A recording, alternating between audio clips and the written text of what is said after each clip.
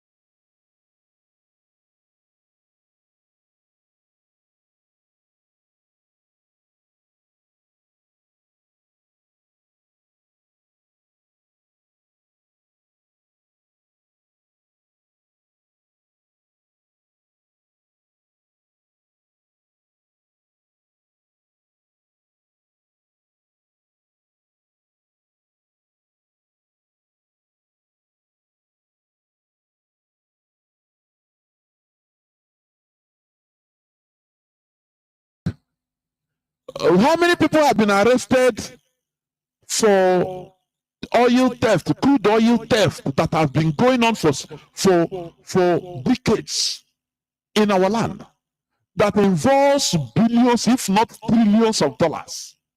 They know all over the world, according to information, they say 51 countries, America is there, is involved. But what they are doing this, thinking that they make news again, even on televisions, on radios, because they say, oh, it's normal thing. How many killed today? Once you hear they say 36 corpses recovered, which means multiply by 3, it can be 100 and something. The same story, headsmen, but will Nigerians learn?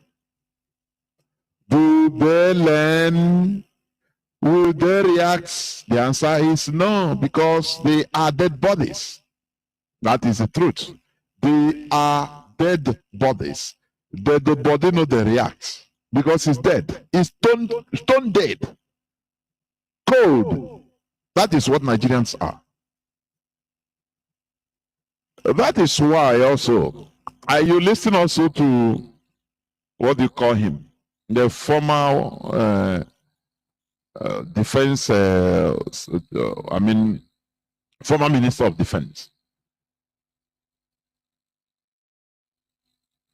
Lieutenant General Theophilus Danjuma. He has said again that if you don't root out bandits, Nigeria is finished. E.Y. Danjuma. That is October 22, 2022. You know, the other time he said they collude, that Nigerians should defend themselves. You know, they like to go around the issues. These are not bandits. These are, they baptize them, their baptismal name is bandits. These are highly organized Fulani terrorists that is being sponsored directly by the Caliphate, Nigerian government, by Asorok. Do you understand? Do you remember how when Ihejirika was removed? Because during Goodluck Jonathan period, because they say he's killing Boko Haram people too much, and they lobbied and they removed him. Do you see that? But do you see, these are terrorists? So, but look at our people, how our people are being slaughtered by our own people. That is one thing that is something I cannot understand. Sometimes I reason this, I say no, I cannot. It's incomprehensible.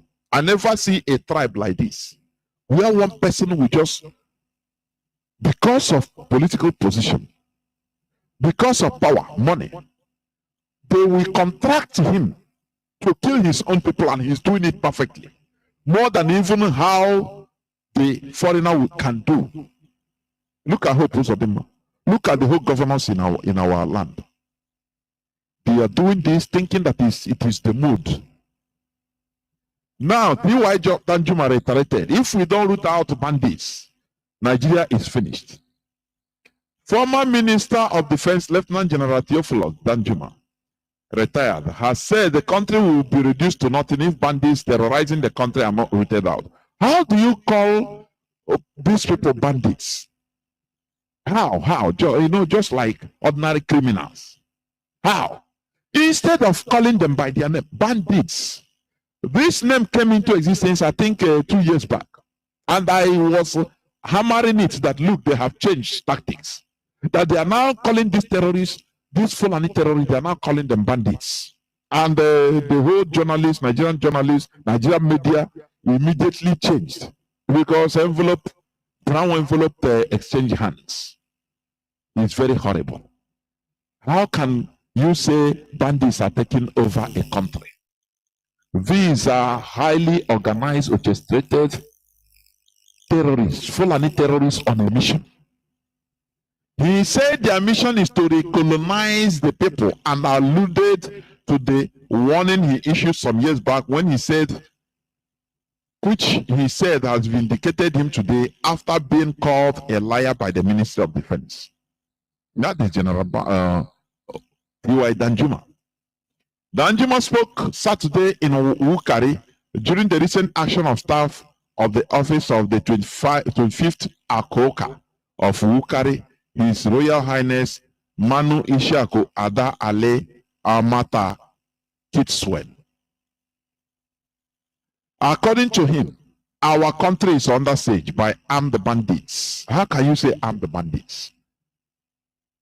These are Fulani jihadists, terrorists that are trying to Fulanize everybody, being directly sponsored by the Nigerian government. Is this something that somebody will enter there and fix? The answer is no. Okay. But will Nigerians react? Dead bodies, do dead bodies react? No, because they are insensitive to stimuli. They can never react to stimuli. Do you understand? Now, let me also read this news headline, which also I talked something about. Interpol arrested 75 suspected cyber criminals linked to Nigeria's Black X cult. Yes, they are fighting criminals. Okay, it's good. They said they are arrested 75 suspected cyber criminals linked to Nigeria Black X cult, which is good. An Interpol-led operation involving 14 countries across the world netted 75 individuals believed to be linked to Nigeria cyber criminal group that stole millions from its victims, according to a statement released during the week. Very good job, isn't it? But let me ask, how many people have been arrested for oil theft, crude oil theft that has been going on for decades in our land, that involves billions, if not trillions of dollars? They know all over the world, according to information, they say 51 countries, America is there, is involved. But what they are telling you is a huge sum of money, not a money that can shake the whole of Africa. But nobody is being arrested. Instead, they are playing politics. Oh no, this is we have to go to the Congress. All this should be, nobody what should be happening, because this is a criminal, heavy organized criminal activity. It's not only cyber criminal. You understand? How many of them are arrested? No. How? Just ask me. This world is a world that is disgusting with the hypocrisy. They go for the soft spots because they are Nigerians, they are Africans, they don't have power, so demonize them. They are criminals, and they. But the real criminals of this world, killing people, killing millions of people every year through their criminal lootings and activities of stealing from poor people. They are the ones making policies in this world. They are not talking about them. Do you understand what this world is all about? Lies, hypocrisy, deception, manipulations. I am not saying that arresting cyber criminals linked to Nigeria's Black X cult is bad, but why not go? Why not go for all those heavy criminals that are stealing oil, bringing tankers, looting crude oil? In one place, one trip, we fetch them almost $400 million for one trip, for one place. And they can go in trips 2-3 times a month. Billions of dollars leaking, being stolen. They don't talk about it. All they talk about is cyber criminals. Do you see? We need to sit up. We need to sit up. The way I am seeing things now, I'm telling you, I say that we have been naive. We have been ignorant for so long. Ignorant. We have been manipulated. But this time around, we continue doing the needful. And that is why we are here. Nobody can close our mouth. If you arrest suspected cyber criminals, why not? What are you doing with what of people that are stealing directly by force, killing people directly? Crude oil. What are you doing to them? I think today or yesterday they said they discovered another siphoning crude oil point. I say it is they cannot. This is something that governments aid. I mean, European governments, American governments, all the governments of they help in making sure that they steal, because Nigeria is no man's land to them. So that is why when we talk about Biafra, they say, I beg, you know. But they will be playing lip service. Oh, how? Oh, yeah, make Nigeria. Why you people poor? Oh, you. These are the most terrorists of this country, of this world. I'm telling you. They go for little criminals that are, looking for what to eat. But they cover the main criminals that are stealing oil from Africa, stealing gold from Africa, stealing everything from Africa. They aid and abet them because they see Africa as a farmland. What Hitler wanted to turn Africa, the Europeans, the West in general, they have practically turned Africa into farmland, their farmland. Albeit politically, they used diplomacy and turned Africa into a farmland where they put their own managers. Presidents in Africa is their own money. In sub-Saharan Africa, their own, managers, imposing their will and wish on the people and aiding them to steal anything they want. We must change this. We must change this thing. It will be bloody. One man I used to play his clip here. He said that if Africa choose to fight back against the West to control their own resources, that things will be different anyway. That the living standard of the West will go down. He said it pump and plain. And he said the West, they will not live without a fight. Which means he is going to be bloody. It's going to be bloody. We shouldn't be in this status quo, in this mess, all the years of our lives. They will tell you, hey, Interpol arrest 75 suspected cyber criminals linked to Nigeria's black ex-cult. Okay. What of those that are linked to America? Those criminals that are looting, that are stealing crude oil, millions of barrels of crude oil every day, linked to America, linked to Europe. What do you talk about them? No, there is no gray area. We must open our eyes. I'm telling you. We must continue. Now, let me see this one. Okay.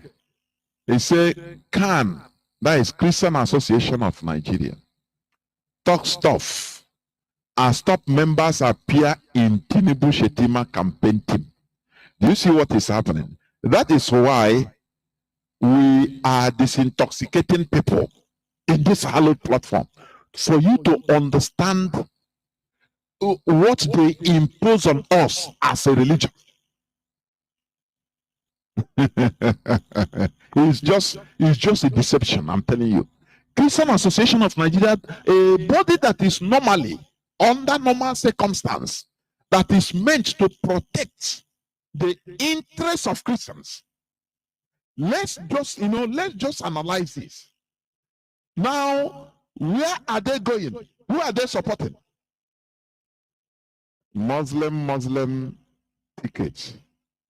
Tinubu, Shetima, who are Muslims in a multicultural country like Nigeria.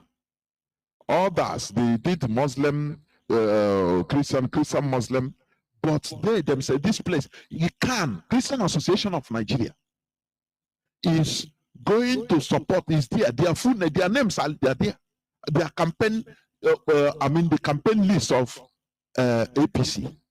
Now, with Daddy Gio, what is the name of that Daddy Gio? He is there also, not Oyedepo, the other one. He is there supporting Islam. You know, when we say that in our land, we Christians and they are Iwakabara.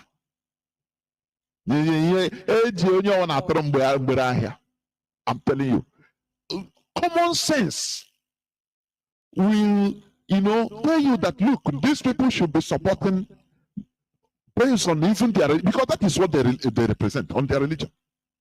Common sense. But here they are supporting other religion. That is why we tell you that all these things are bash. Go in religion now. Bash, honestly. The more you look, the less you see. You take it serious, you don't know that Maria.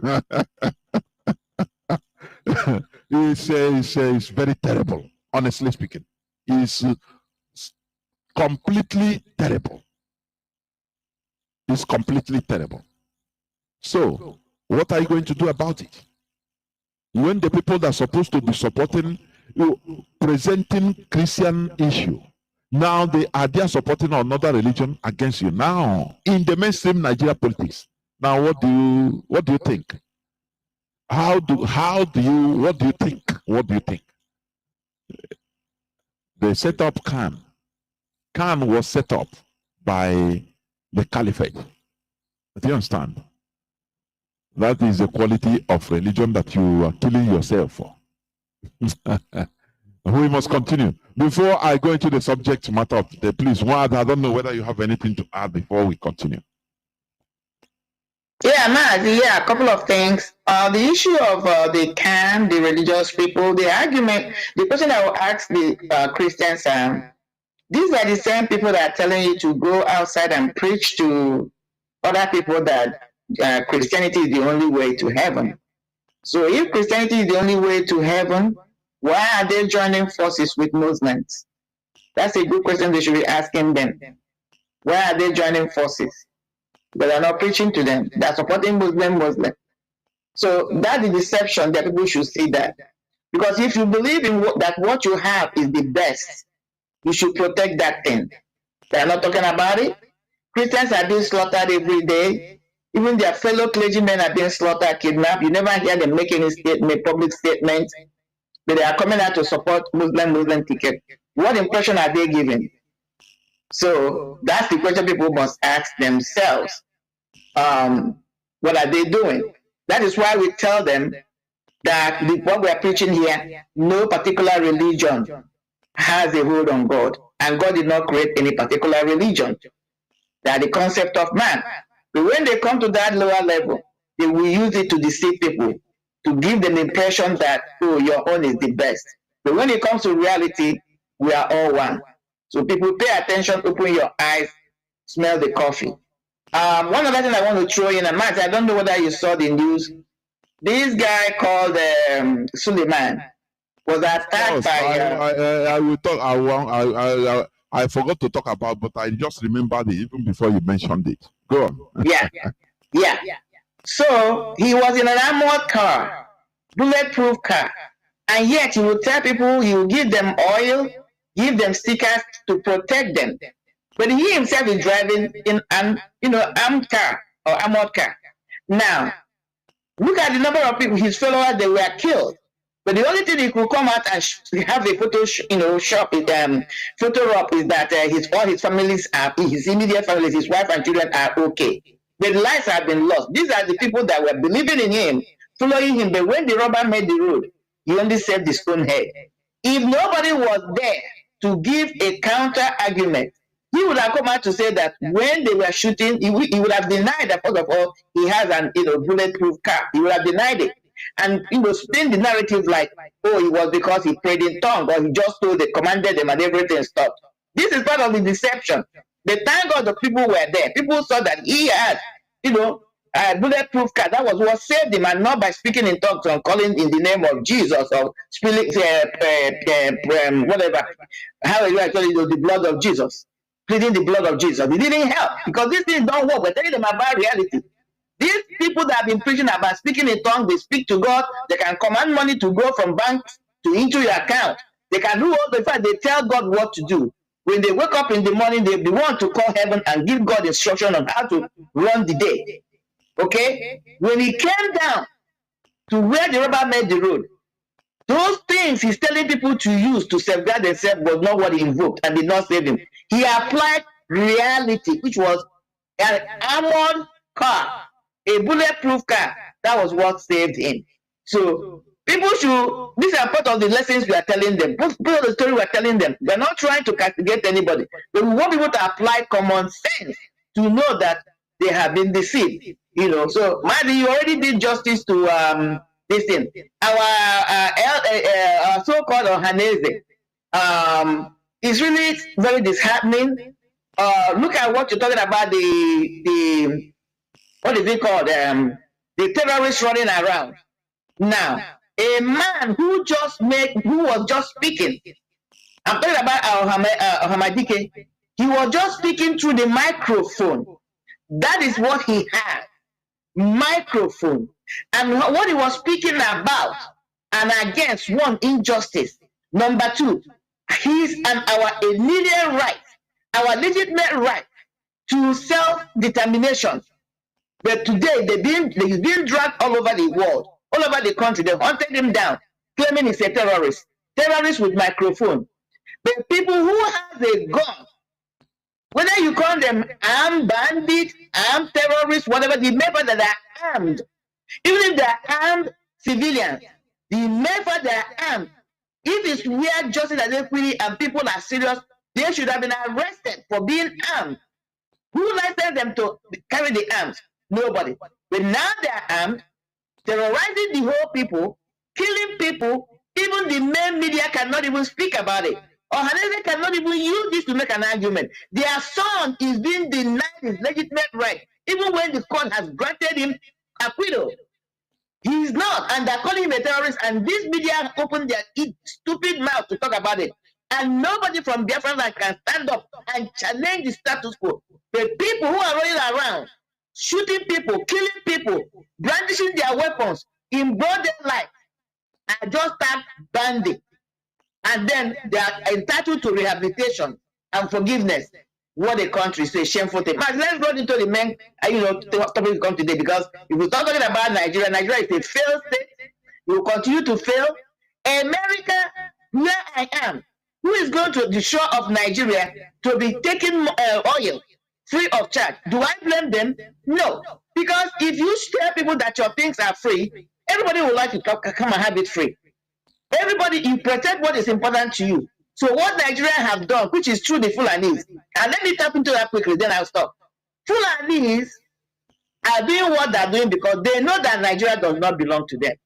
When something does not belong to you, you don't care, you don't pay attention, or something you really know does not belong to you. It goes to the story of Solomon and the dead baby. The right woman that owned the baby said, even though the other woman is claiming it's my baby, instead of you to split the baby, give it to her. But the person who it wasn't her child said, split the baby. So that's what the Fulanis are doing.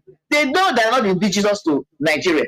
That contraction of location called Nigeria. So it doesn't matter to them what they do. Even when they destroy the ecology, destroy the whole thing. The flood we are talking about, they don't care. They're not mindful because it's not them. What they're doing is siphoning the money, stealing it and fixing where they believe is their own country. Places like Niger, Mauritania, Mali and all that. Mali. That's where they go to fix. Because they know when all the so-called oil dries up, they will go back to the original place. They're cognizant of that. But America, who is going, they're giving it free to them, has one of the largest oil reserve on earth. That's how stupid that people are. Mazi, please, let's move on to the main topic. God bless. There were one. Just like as you reminded me of Suleiman, you know, I put it up on my Facebook platform. You know, the worst part of it is that this man came up and started saying that all his family members, he brought out all his children, that all are intact, that no scratch, thank God. So it's a miracle.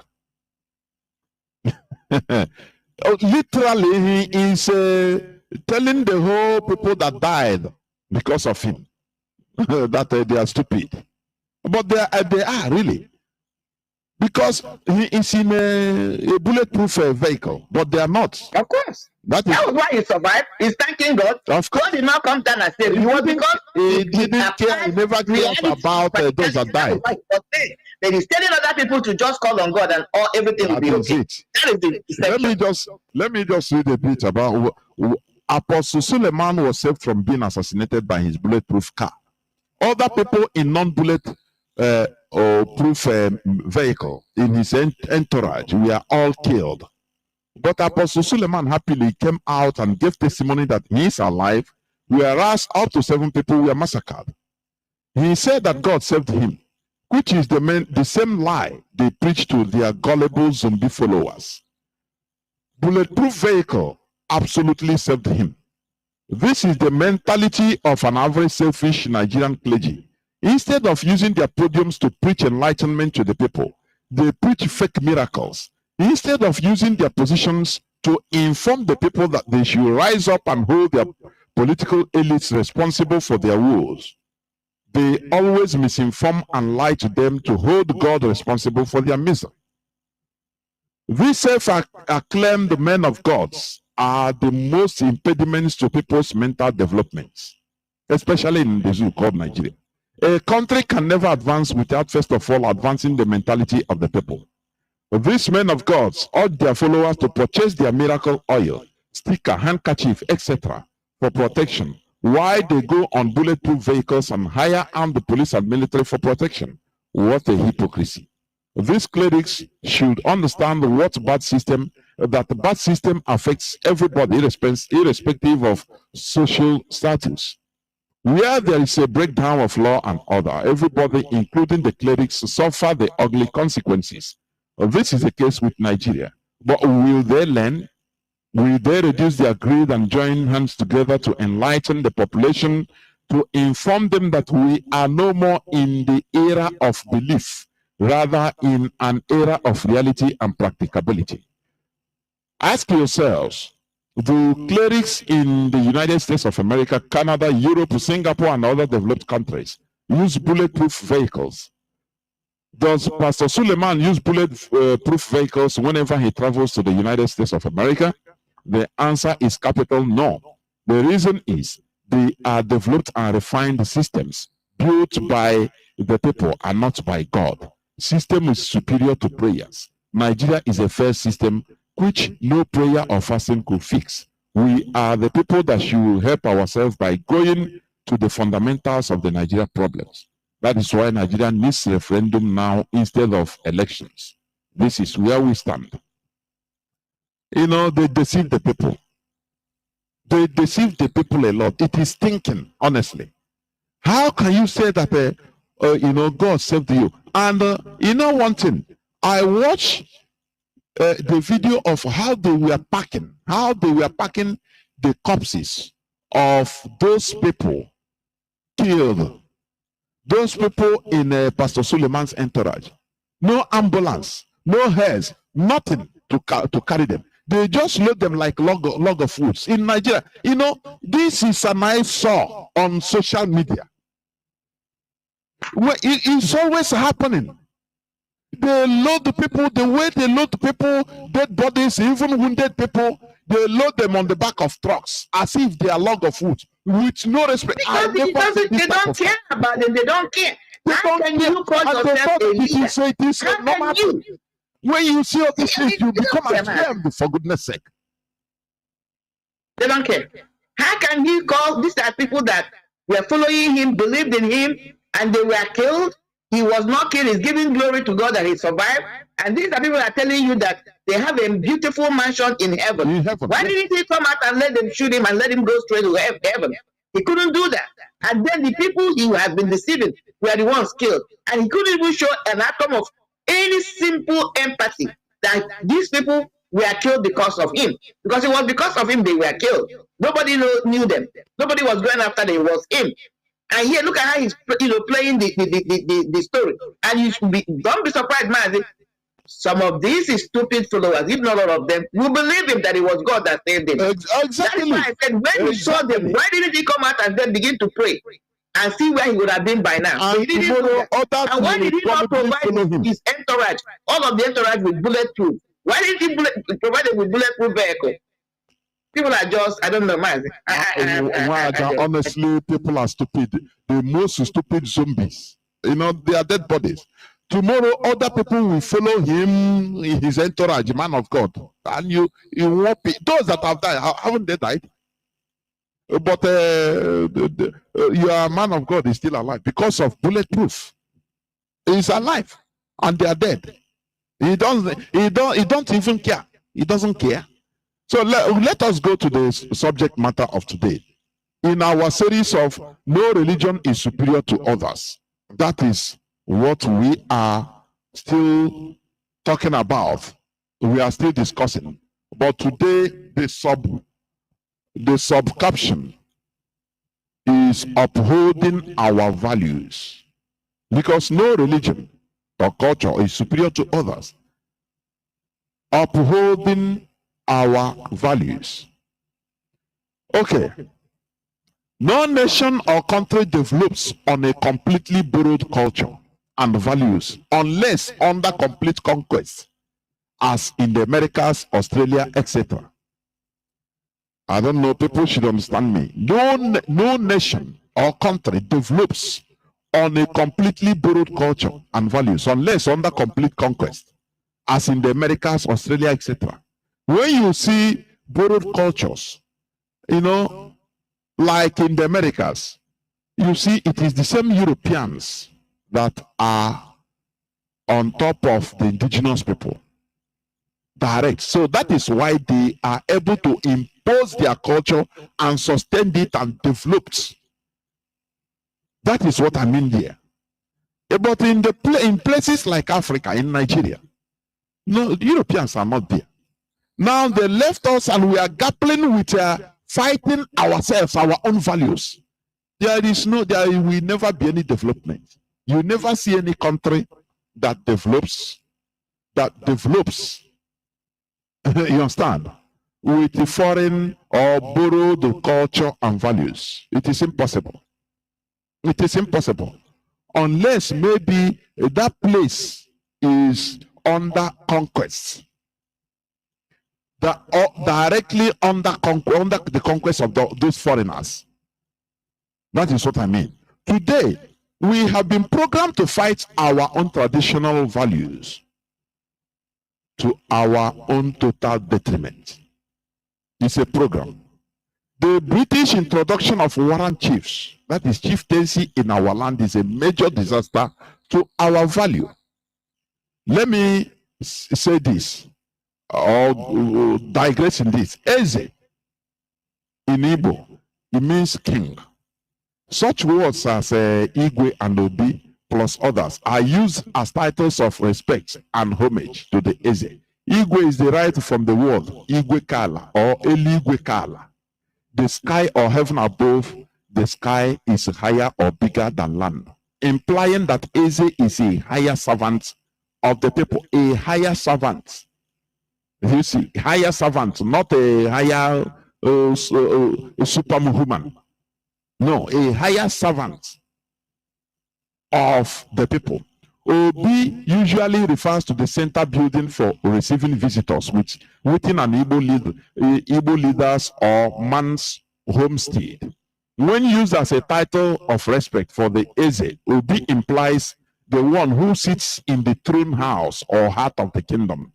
That is why you hear Obi of formation. He is sitting in the throne house or the heart of the kingdom. After all, every of our houses in Igbo land, we have Obi. where we gather, where traditionally you receive people, you receive visitors. We just like a conference house.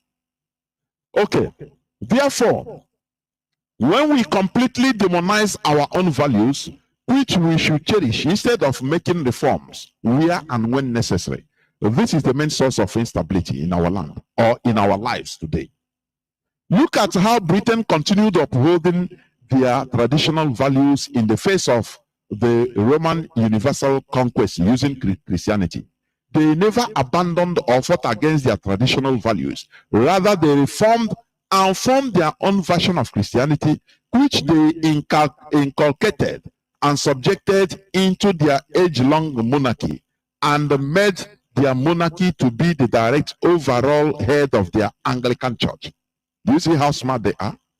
This allows them to continue upholding their traditional values while adapting to the overall European Christian ideology. They smartly deviated. They accepted Christianity, okay, through the Roman Empire, because Britain was also colonized by the Roman Empire. Their independence, they regained freedom starting from 410 AD, when they fought back. Britain fought back against Roman Empire, you understand, and took back their independence. So they were Christianized. But they say, okay, this Christianity is sweeping all over Europe, so we wouldn't be left behind, but we will smartly, modify our own and also keep our own traditional values. Listen, these are enlightened people, I'm telling you. Now, what they did, smartly did, they started looking for loopholes, in order to challenge Rome ideologically, the church. This led, that's why they are called Protestants. Now, this led to them deviating, removing themselves from Catholic, but they are Christians, but they remove themselves as Catholics, and they become Protestants, Anglican. And in that case, they went further. In order to also not to lose their values, they made sure they smartly reformed themselves, adapting to the situation. Now they made their monarchy the head of Anglican Church, which means where they are treated, they are telling everybody in Biafra land, when they came to our land in Nigeria, to rebel the church. The missionaries were instigating people. If you're a Christian, they demonize, they make you go against your tradition. Do you understand? They tell you go and burn your shrine, this and that. But the British, they didn't do that. Instead, they adapted themselves with that new religion. And smartly, they now said, okay, declare that the head of our church, this our church, is our king, is our monarchy. If he's a woman, is a queen. And till today, Anglican churches around the world, including those in Biafra land, they are paying obeisance not to even Christ or God. Their overall head is the king, the now king of England. Do you see how smart they are? It's sophisticated to maybe little mind. But this is what we are preaching. So that you don't lose your value, your traditional value. Because when you try to demonize your value as they programmed us to do, you are making yourself inferior. You are making your tradition to be inferior to theirs. Do you understand? England, they played smart. Now, just go and type Google, who is the overall head of Anglican Church? It's the British monarchy. Don't you know that? He can order a reverend father, their reverend father. He is the commander-in-chief. Late Elizabeth, she was the commander-in-chief of the British Church, the Church of England. Can you do that? No, but in our own, they come, you build down, you anything they tell you, rebel against your kings, rebel against your traditional values, and you are doing it because you're stupid.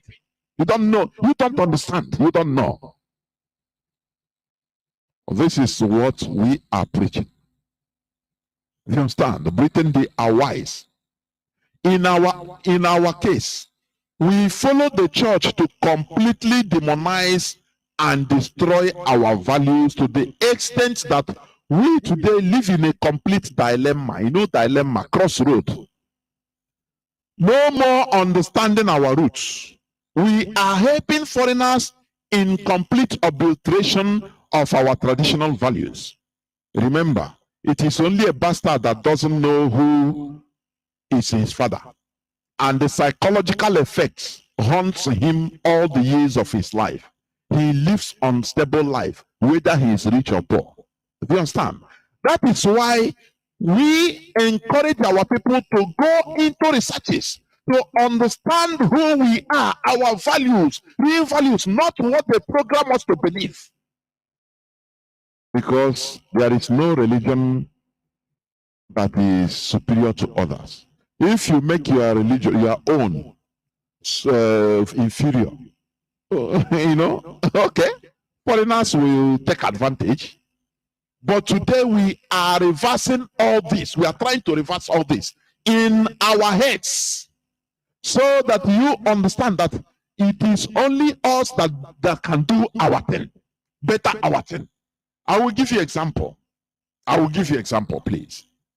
As I said, it is only a bastard that doesn't know who his father is. And do you know what? When that child grows, it doesn't matter he is wealthy, he is rich, or he is poor. That psychological effect of not knowing his father he will be very big, huge on him. He will virtually be living a miserable life until he found out his father. That is the situation, the dilemma we are today. Mazi, that is what the root of what is troubling us. It's psychological. I'm telling you. Now, I want to give you an example, please. You know, in the Bible, we read about the Hebrews, the 12 tribes of Israel. We read about the Levites. Listen attentively, please. We read about the Levites, yes. The tribe of Levi served the particular religious duties for the Israelites. These are people that we are set out according to the Bible, which is they continue upholding their culture till today. Set out, dedicated to the service of the Most High. Do you understand? No, now, these Levites are respected, given their honor still today. I'm just coming. The tribe of Levi served the particular religious duties for the Israelites and had political and educational responsibilities as well. That is administering cities of refuge. You know, cities of refuge in the Bible, where if somebody commits a crime, maybe unknowingly manslaughter or any other thing, now he will run to that city of refuge. In our own land, we call exile. We send you into exile so that you go there and do a kwala. In this case, now, in return, the landed tribes were expected to support the Levites with tithes, with a tithe. This is the origin of this tithe. Particularly the tithe known as the first fruits, the first tithe. The Kohanim, a subset of the Levites, were the priests who performed the work of holiness in the temple. The Levites, referring to those who are not Kohanim, that is, who are not priests, were especially assigned to one, singing and or playing music in the temple, serving as guards and carrying sacred objects, including the Ark of Covenant. Because it is not everybody that touches the Ark of Covenant. They are people that are dedicated to the service. Do you remember when David was bringing the Ark of Covenant from Jerusalem to his own city? I've forgotten the name of his own city, or from one city to Jerusalem. I've forgotten. He was in a cart, in a chariot. Now they were dancing. He was happy. They were clapping and dancing, singing. And the ark, the horses, they stumbled and wanted to fall, as if the ark wanted to fall. One man that want to do good, but he's not a Levite. He wanted to. Yes. He wanted to help the fallen ark, which is good also. But you know, in spiritual issues, spirits don't have no forgiveness. You must suffer the consequence. If they tell you don't do A or do A before B, you go and do B before A, you suffer the consequence. That man is not one of the Levites. He's not, you know, he shouldn't touch the ark under normal circumstance. But he want to do good and help stabilize the chariot. He fell down. They say he was struck immediately and he died. Listen, I'm coming. I want to drive some points. And he died immediately. David was upset and he was afraid. He said, oh, this ark that before they kill somebody because of the ordinary touching, even correction. If they bring it in my house, which means all my family is, we will finish. For you to understand that that thing you call God, that entity you call God, you don't know him. You don't know how he thinks. Never. Stop being deceived by people that say you God called them in a telephone. They communicate with God in this and that. That is rubbish because you don't even know who is God. You don't know how he thinks. You don't know how he behaves. You don't know what he is. He acts in his own way, which you cannot even understand as human beings. Now that man, he was killed, and David, being smart man, now he said, okay. He ordered, they said, please don't carry the thing to my house again. They carried the Ark of Covenant to even a foreigner, whether he Hittite. Say, let him die with his, perish with his family. And the Ark was there, and the blessings came there. Do you see? So those that say, oh, they know the will of God, they know God. You don't know God, or you are just deceiving yourself because you don't know how God acts. He can act anyhow. He can act like a white wind. He can act like a very quiet person. He can act anyhow. That entity. So let me continue. Now, the Kohanim, that is a priest, a subset of Levites. We are the priests who perform the work of holiness in the temple. The Levites, referring to those who we are not Kohanim, that is priests. We are specifically assigned to one, singing and or play music in the temple, serving as guards and carrying sacred objects, including the Ark of Covenant.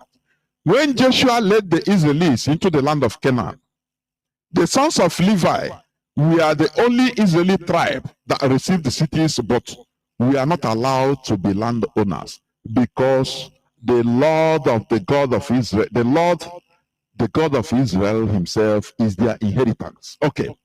These Levites were respected till today. In modern times, Levites are integrated in Jewish communities but kept a distinct status. There are estimated 300,000 Levites among Ashkenazi Jews. Ashkenazi Jews, for your information, are mostly from the northern side, like Germany, Yiddish, all this side, Poland, all this side, they are the Ashkenazi. Whereas the Sephardi are those from the Iberian Peninsula, the Iberia side of Europe. Whereas you have what they call the Mizrahi Jews. These are the Jews in the Middle East. The Jews that have been there in the Middle East. So that is the thing. You know, as we are dispersing all over the world, so we are virtually in every part of the world. You understand me? Maybe a time will come, they will divide us and call different names. Those that in a Western bloc, they call them names. Those are in Eastern bloc, they call us names. They describe us with names. Now, let me continue. Now, in modern times, Levites are integrated in Jewish communities, but kept a distant status. There are estimated 300,000 Levites among Ashkenazi Jewish communities, and a similar number among Sephardic and Mizrahi Jewish combined. The total percentage of Levites among the wider Jewish population is about 4%. Orthodox and conservative Judaism, which believes in a restoration of the temple as a house of worship and in some special role for Levites, recognizes Levites as having special status. This is in modern time, I'm telling you. There are a smaller number of schools, primarily in Israel, to train priests and Levites in their respective roles. Do you understand? These people adjusted to the modern era by establishing a training school for the Levites, which wasn't the case originally. Do you understand? Do you see how human beings, we can change things? We can adjust and, into modernity. We can adjust with time, but not losing focus of our values. That is what I'm teaching you here. I'm telling us here. You understand? Before, do you read in the Bible where they have schools for Levites? But today they have schools in Israel because they maintain that value till today. They respect those people and give them special status. In some cases, they even exempt them from serving a military or compulsory military services because they are Levites. People, I'm coming, please. Today in Israeli culture, to honor the Levites, especially Levites' special status, the second layer of the Torah services is traditionally preserved for someone who is a Levite. In synagogues, where the Kohanim, that is a priest, offer a priestly blessing, sometimes a Levite will wash the hands of the Kohen first. That is his job, because he's dedicated to the service of God. In honor of the traditional role of Levites washing the hands of the priests in the temple. Now, when we come to our land, listen, because I brought this thing in order to analyze, compare to our land. Okay, in our land today, we have what we call Osu caste system, Osu, which we demonize. Please listen attentively. This Osu, right from time, has been demonized by our people. The Osuka system is a traditional practice in Igbo land that it discourages, according to their definition. Oh, according to their definition, I will tell you why I say so. Listen, according to their definition, they want us to believe. The Osuka system is a traditional practice in Igbo land that discourages social interaction and marriage with a group of persons called Osu. Osus are dedicated to the deities. Do you see? In the case of white people, the Jews, they say, oh, they are people of God, the Levites. But in our own, they say they are dedicated to the deities. Okay, let us take it like that. Alose in Igbo land, yes? They are considered as inferior beings and usually separated from Wadiala or Diala. Oh, Chineke.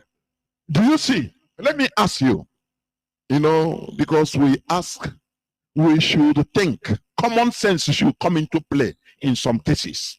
In this case, I want people listening to my voice. Let me read what they describe Osu to be. You understand?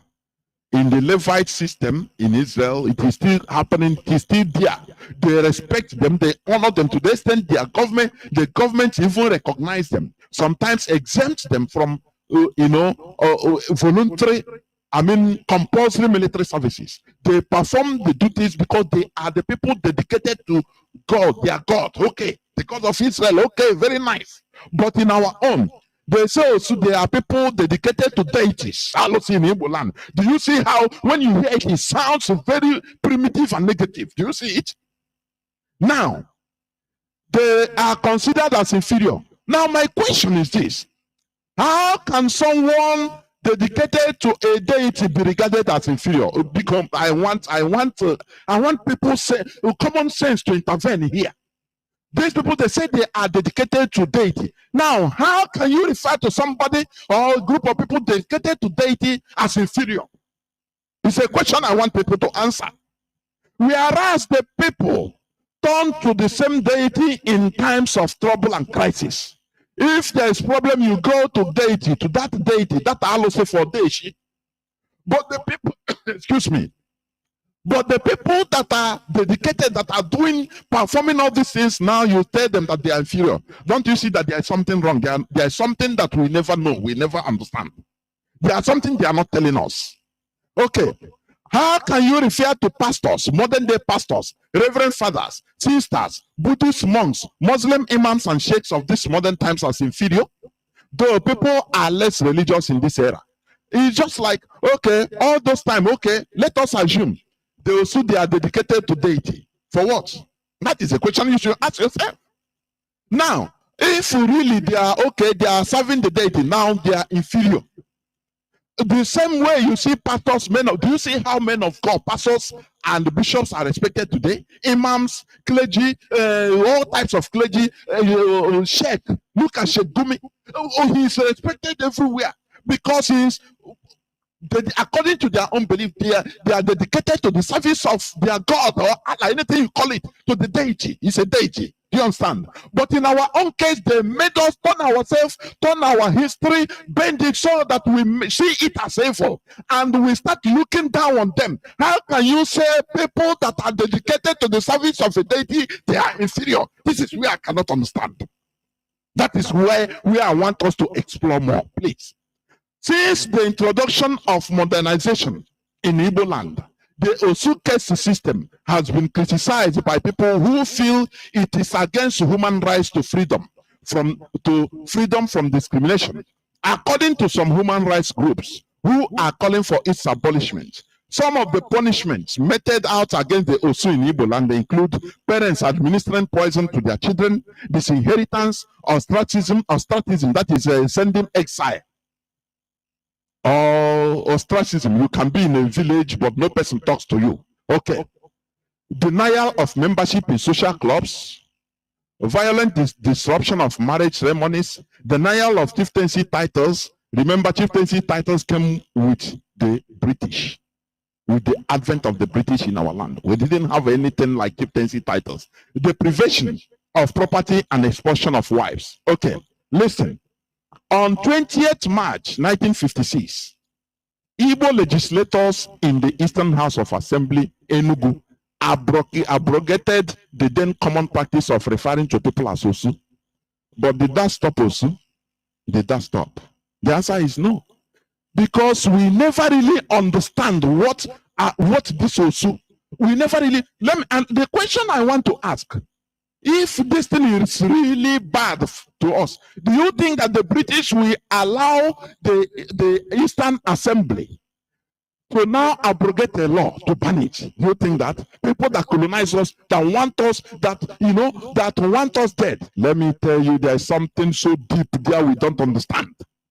That is why instead of demonizing these Osu people, we need to make more researches in order to find out, are they not the Levites of our land? Or anywhere, since Arochukwu fell, many of them run to different communities, where many of them are referred to as Osu. You understand me? I want us listening to my voice. Our intellectuals, we should go into deep research about this because they have deceived us enough. They have made us to lose focus, to be in a dilemma, to start fighting something that we should manage, something that is very good to our living. But they made us to be fighting against it. Now, as history may have it, the Osu caste system has been abolished also on 28 December 2018 after 1956 abrogation of that Osu.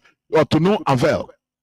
In 2018, a ceremony conducted in Iri, the acclaimed ancestral home of Igbo nation, in Aniocha local government area of Anambra State.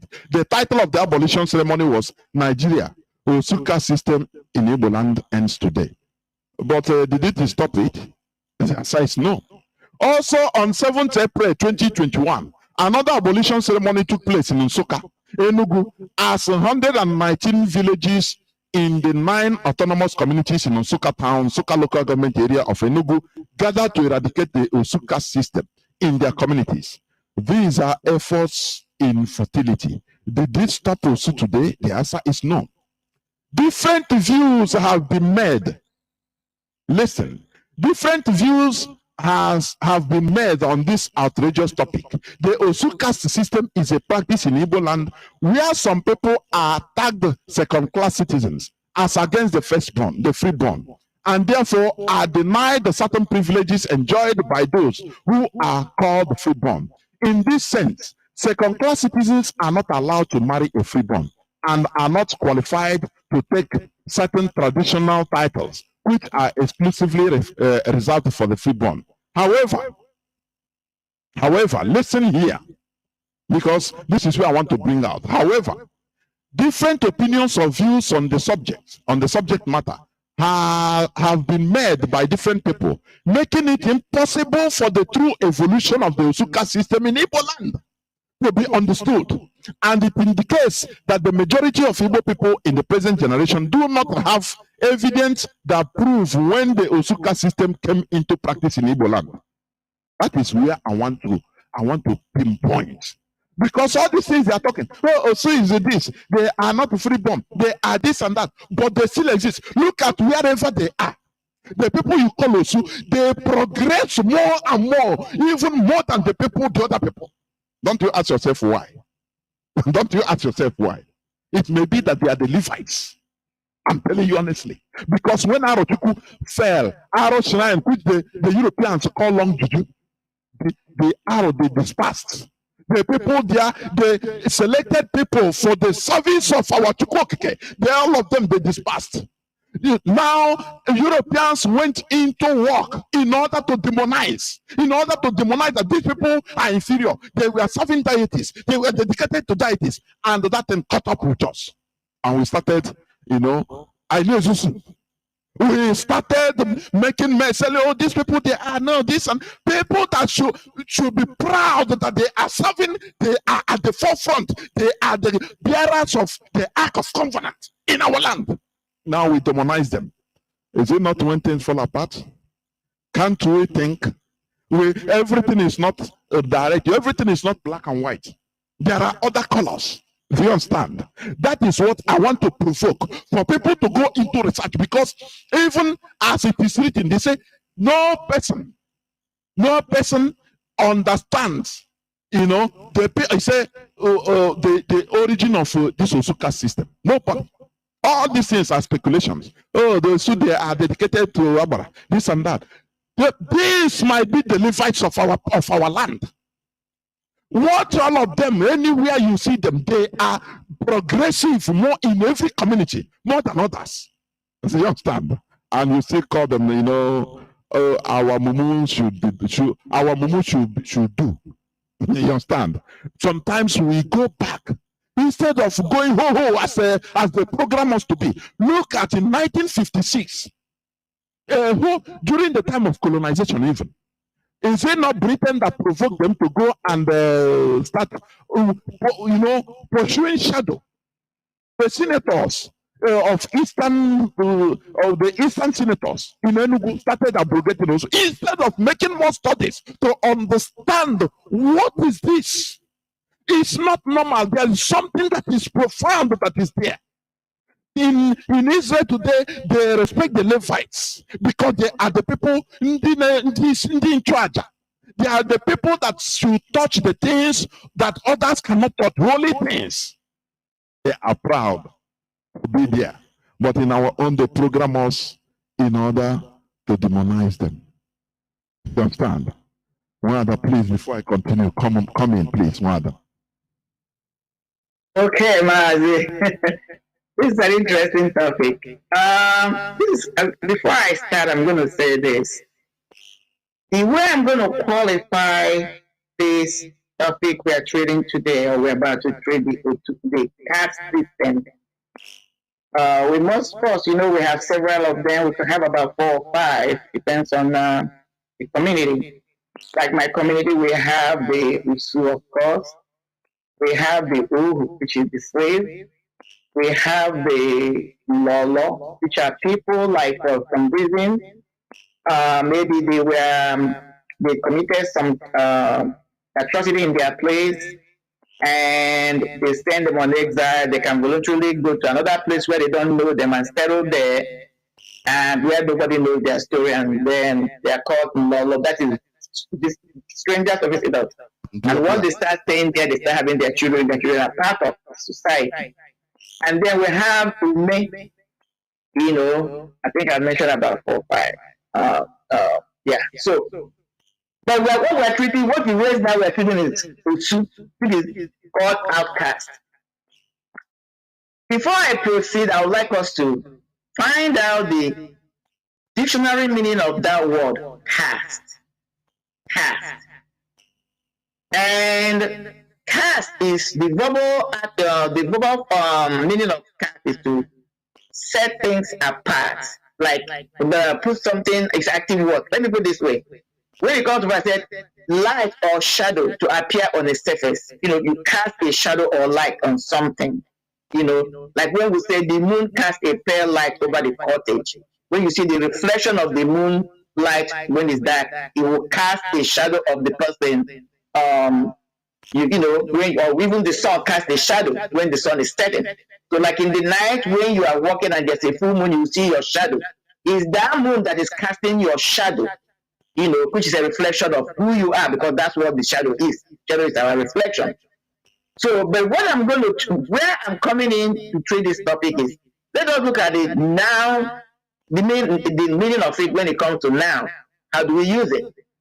We said an object made by shaping molten metal or similar material in a mold. Bronze cast of the sculpture, a mold used to make an object by casting it. The artist cast became the property of the museum. A replica is a replica, a model, representation, mock-up, imitation, reproduction, duplicate, an act of throwing something forcefully. He grabbed a space, but I'm not going there. So what am I saying? The caste system has been twisted upon, on its head. Like you started when you had, before you segue into it. You are supposed to be people that are supposed to be humble, supposed to be appreciated. Because like some of the examples you gave, when you come to British monarch, the British monarch is like an Osu. They are cast, because that's why I read the beginning. They are set aside. It's only of recent that they're even allowed to marry what you call a commoner. Pay attention. The commoner are the majority of the population. But this particular group of people are set aside. That is why I read the meaning of caste. Set aside. They were set aside to do a purpose, to make sure that the kingship is protected. And let us go back and remember, before we got into what we call democracy and all this modern way of leadership or government, the king was always the head of the spiritual aspect of the society. So they're woven together. When you're a king, even in the Bible you read, the king was the spiritual leader at the same time. He wasn't just to rule the people. So he is somebody that had to intercede on the spiritual and the physical leadership of the society.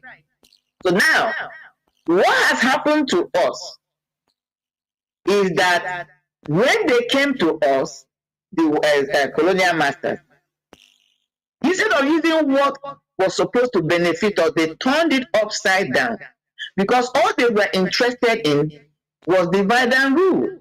So they looked, first of all, they looked at our own way of religion. They told us it was that. Once they were able to tell us that our way of worshiping Chukwukika Abiyama was that, it was easy to manipulate the rest of the people. Because it wasn't like this before. And I'm going to speak from the strength of where I come from. People have always had me say, I'm from Umunna. For those who may not, Umunna is a very small place. For those who may not really know where Umunoha is, some of them have heard about Umunoha. Umunoha is where you have the deity still existing today called Igwekala. One or two times when I speak with you, you hear me say, Amawumadi Igwekala. Okay, Igwe. So that's where in my town is where we have that deity Igwekala. Now, in my place, the Osu we have two kinds of Osu. One is Osu Igwekala, because I want all to understand what this Osu is. Osu Igwekala. When people were active coming from all over, like anybody you hear that answers Osu Igwe, whatever, go and make research. The parents of that person came to Igwekala before that child was conceived. Because Igwekala will tell you to call that child, that name. By Igwe all that time, you know. So, but anyway, so there's a set, this little tiny village, you know, it's only 5 villages. Out of that 5 villages, there's one, you don't call them a village, which would have made Umunoha 6 villages. These people are called Umuaza Leke. They are the Osu Igwe. What do you mean? When that deity was established, it was only them, they were given the right. It was only them that learned the act, the right way to perform rituals. For anybody that wants to go to that Igwe, they were the overseers of Igwe. When you come to go to that deity, you must go to Umuaza Leke and do all the rituals, okay, and then go there. Now, Osu is, if you want to really understand the meaning of Osu, because I've talked about the caste, Osu is something that is set aside, and that person undergoes a training. The person has an understanding on how to do a ritual or perform a job through dedication. They continue to dedicate their lives and their way to make sure to protect a particular thing. Example I will give is when you have somebody, you're a medical doctor because you just went to school to become a medical doctor. There are people who go and get their doctorate degree. They went and obtained their doctorate degree because out of passion of that particular subject, you as a medical doctor can still go and do your PhD. Because of your passion, you want to be in a position to even research more, be dedicated in that. You're different from somebody who is just a regular medical doctor who just want to practice to somebody who went and obtained PhD in medicine. That person has a more passion. The person wants to continue to research, continue to maintain that, you know, this thing you are interested in. That's how you must look at Osu. Because you must be able to separate the Osu caste system from Eze. Like you rightly say, Eze is the leader. But the Osu are the people that, even when a society has, like somebody has sinned in a society or committed marijuana, is the Osu people are the right people, because all they do is make sure that the law of the land, the Omenala, are being maintained, the Omenala are being taken care of. If somebody commits marijuana, it's the Osu that will come and perform the rituals. That is why, just like the Levites were set aside to be praying, that's the job of the Osu people. So these are people that we should have appreciated. And when you go in Igbo land, you will find out that Osus are Osuaroshi. What do you mean? God. That's why you see them near, their residents are very close to a market in that particular town. Why? Remember that our market days, Nkwo, Eke, Orie, Afo, we are named after the 4 spiritual elements, according to our cosmology, mythology, I mean to say, that holds the earth, or through which Chukwukika was able to create. These 4 elements, Nkwo, Eke, Orie, Afo, they are spirits that holds, or through which, you know, guides the physical earth. So that is why our market days were named after these 4 elements or spirits or forces. Now, these Osu people, that is why they live very close to the market, because they are dedicated to that particular market, which is the spirit that is named after the market. Now, like in my place, our own is called Orie Amigwe. Orie. So you see our Osu live very close to that market. If you go back and check the way our people were trading, let me give you an example, like the towns that are close to us. The way they traded in those days, the 4 market days, the close communities will split it among themselves. Our own was Orient. You know, our market day was Orient. It's still Orient. We have what we call Mazi Orodo.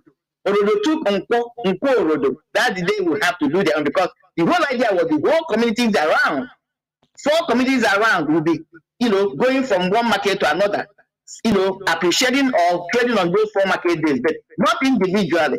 When it's Ore, all of them will come to Ore and Igwe. When it's Orodo, on Unko day, all of them will go to market at Unko day. That will be the big day. Then Afo Maka, and then Unko somewhere, you know, I can't remember that.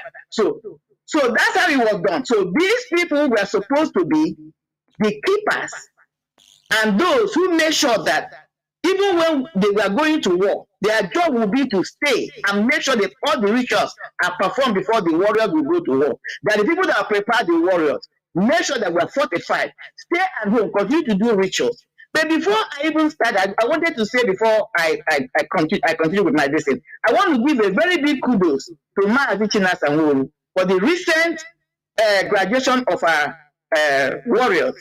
Because I don't know, Mazi, when you tap me for this, after we spoke a little bit, I begin to ask myself, is this a coincidence?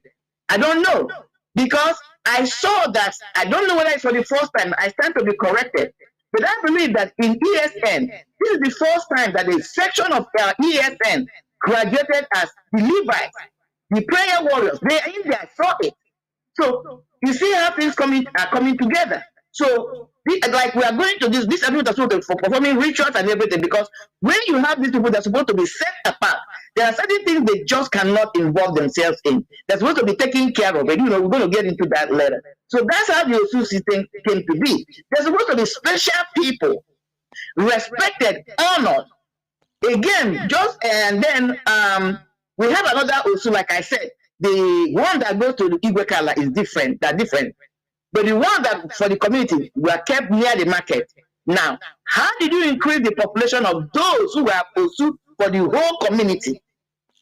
If for a reason like somebody does something bad and they're chasing the person, if the person runs into the Osu community and sits down, they will just come and, you know, and knock a gong, and the person has become Osu. So Osu was not really people that were all dedicated to the spirits to take care of the shrines initially. Some people voluntarily ran into there for safety because they were not to be touched, they were not to be killed, they were to be highly respected and esteemed.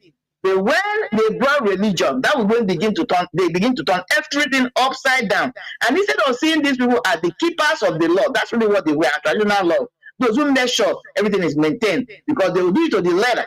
Because when you are establishing a deity, you go through the rituals. And when you come, anybody is coming to that deity, you must go through the same rituals without making a mistake. That is why the setting of the Osu system was very important. Let me give an example, because I have a little bit inclination, or I have a little bit my foot into spiritual work. I'm not going there. That's not why I'm here.